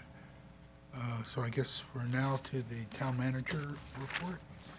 Did I miss one? Thank you, Mr. Mayor, members of the council. Just three quick updates. Our vice mayor and Councilmember Kuhnhart, along with the TAM representative, we were able to meet, and we think we have a solution to the crossing guard concerns shared by the parents at our last meeting. We'll be setting up a meeting in the next 2 weeks with the Public Works team as well, to basically sit down and kind of coordinate with the parents to see if we can get where we need to go. But I think we have a good plan of attack there. We also held a community workshop, parking workshop on the Redwood High School issues of parking specific to the Madera Gardens neighborhood. It wasn't heavily attended, but the feedback was very helpful as we start to think about a residential parking permit program. So I've met with the town attorney, and we are planning on bringing back an amendment to our parking ordinance at the first meeting in August, and we hope to have that in place the second meeting of August. And we think it'll be a good problem solve for the neighborhood. We think we have a good plan of attack there with the feedback that we've received.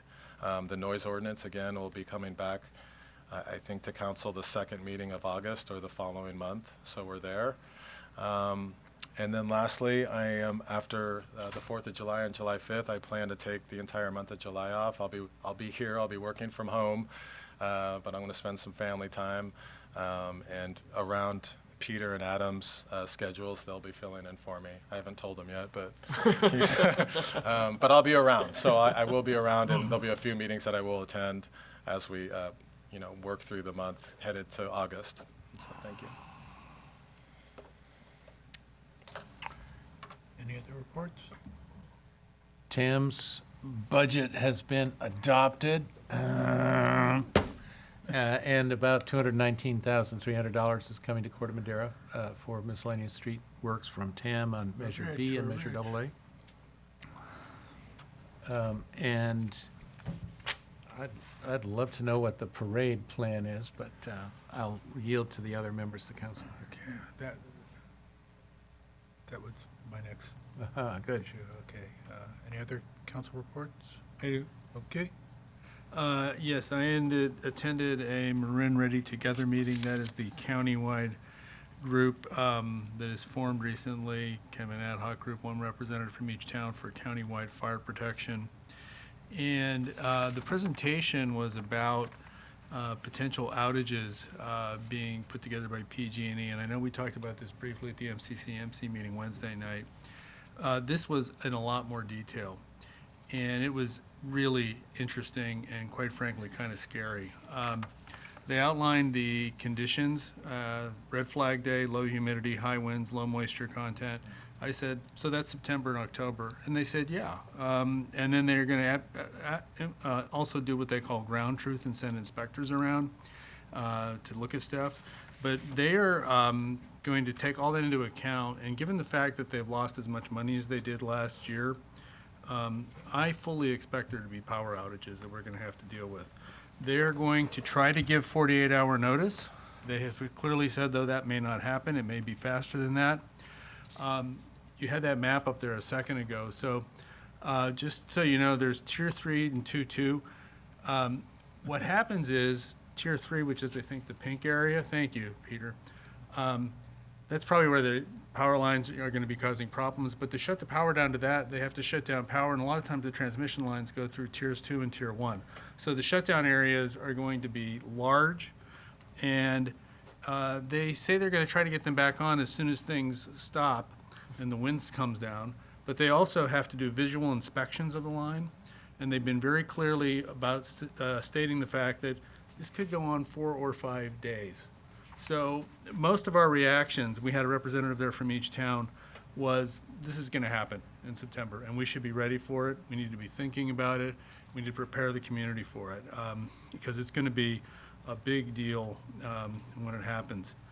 There was one in Novato a couple months ago, and it was crazy. The fire chief from Novato was in the meeting. He explained it to us. Parking, basically, I mean, traffic shut down at the mall because all the traffic lights went down. They couldn't get cars in and out. But they even had stuff like a Hot Monk Tavern was serving lunch. All the power was shut down, so the fans were shut down. The grills were on. All the smoke from the grills filled the restaurant, set the fire alarms off, and they had to try to, there was nothing they could do. They couldn't get the fire trucks in because there was so much traffic. Target ended up throwing away all their food because their freezers were shut down. So we need to prepare for this. Okay, this is going to happen. I'm convinced. I mean, because given what they've lost in financially, we're going to be looking at power outages. Catherine Way and I were the two representatives from Larkspur and Corte Madera. One thing we talked about potentially is a joint meeting with Larkspur and the fire department and the fire council to talk about potentially what we can and should be doing. One of the things I suggested to Todd, and we can talk about further, is some kind of community-wide meeting, maybe with PG&E reps to talk about this and what's going to happen. And certainly we need to do something with businesses in the Chamber of Commerce to let them know, because they're going to lose power when this happens, and it's going to create a whole set of issues. So I just wanted to bring this up and alert everybody. They've said PG&E's figuring this out. That also became very clear to me in the meetings I've been. They haven't done this yet. It has been successful in San Diego, but that's a different power company. It's not PG&E. So they're just figuring out how to do this. There's going to be problems, but we should be anticipating that we are looking at multi-day shutdowns this fall, and we need to prepare the town for it, and we need to figure out what we're going to do. So those were the suggestions I had to try to get that through. As I recall from the MCCMC meeting, he mentioned PG&E might be able to help businesses with backup generators or something like that. Yeah, the whole backup generator system thing is very squirrely.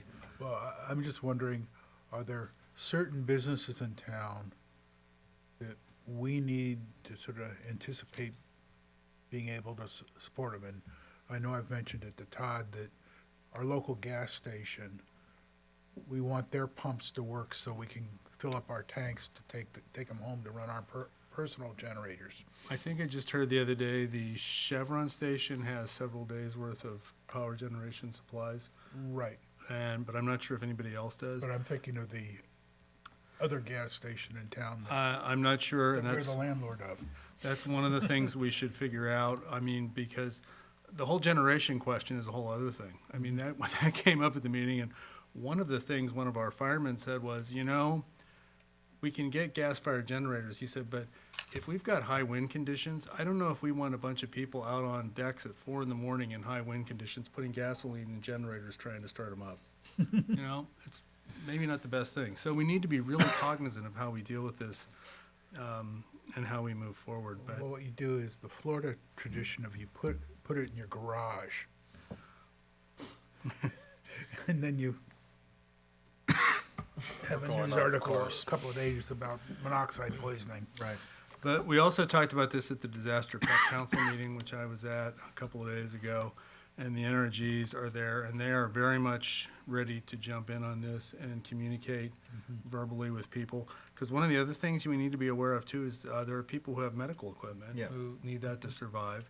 And PG&E has been very clear that they're going to try to contact those people by phone, and they even said they will try to go door to door if they can't get hold of people by phone to warn them that the power's going to go off. But again, I think they're going to be shutting it off with very little notice, and we're going to have to get ready. So people just need to be aware, and we need to do everything we can, because when this happens, it's going to be really difficult. So that's my report. A question, do we have an inventory of facilities with backup generators? Because I think the rec center has one. And correct me if I'm wrong. Are you talking about like town? Like town I'm Or- just trying to make a mental list of where, where you can go see light. Yeah, through our disaster preparedness in the past, we do, but we need to take another fresh look at it. Okay. Yeah, okay. I did speak to the fire chief, so we'll put something together, and then I think in August, it's August, but it's the first Right. meeting, but the fire council meeting, we should really between Corte Madera and Larkspur, have some discussion as well. Okay, great. Thank you. Any more reports? Or those? No, I think that's it. I went to 2 meetings, both of which were consumed with discussions of the power outages issues as well. At Marine Clean Energy, we had a discussion by somebody from the Marin County Sheriff's Office. He talked at length about things like the communication systems, or rather the breakdown of it that's expected and experienced. And we had a somewhat, our Marin Clean Energy now has something like 34 jurisdictions all over Northern California, including East Bay and others. Some of the mayors and council members from some other towns, including Richmond, for example, get pretty animated at the complete failure again and again and again in the event of true disasters of the communication systems.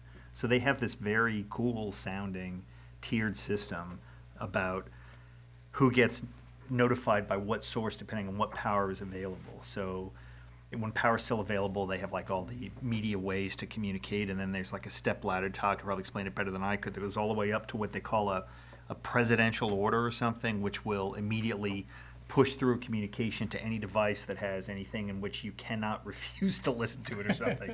But in between that, there's a bunch of these other things. And anyway, there was no, just to be aware, that was the debate. We talked about a little bit. Secondly, as far as Marin Clean Energy itself, the rates, we passed a new rate schedule for the coming year. Rates are going up, less than, for example, PG&E, but our rates are going up. The primary driver for that, besides the fact that power is becoming more expensive, and because the forecasting is very hard to do, is that Marin Clean Energy is trying to bank sufficient reserves to bring it up to something like $65 million by the second or third quarter of next year, which is a target they've had for a long time and that we're very close to finally reaching. So although it's still less than PG&E, it was an increase. And the final piece of information is that I think all of the, there's only 3 investor-owned utilities in California. It's PG&E and San Diego Gas and Electric, and then Southern California Gas and Electric, something like that. And they SoCal Edison, yeah. Southern Cal Edison, sorry. San Diego has announced within the last couple of weeks they are getting out of the power generation business. PG&E, so they will now only be providing the transmission lines. PG&E, as you know, is in bankruptcy, and there's hot debate at the Public Utilities Commission about whether they ought to be in the power generation business or not. I think this is the beginning of a domino-like effect where the 3 investor-owned utilities will be out of the power generation business. They will only be the people servicing our lines. I'm not sure it's a bad thing, Bob. It's not clear who will step into that void because the community choice aggregators like Marin Clean Energy only service a significant part of the state, but not the whole state. So there will be a bit of a void as this takes place. Secondly, I attended the Ross Valley Paramedic Authority. They had extended discussion over the power outages issue.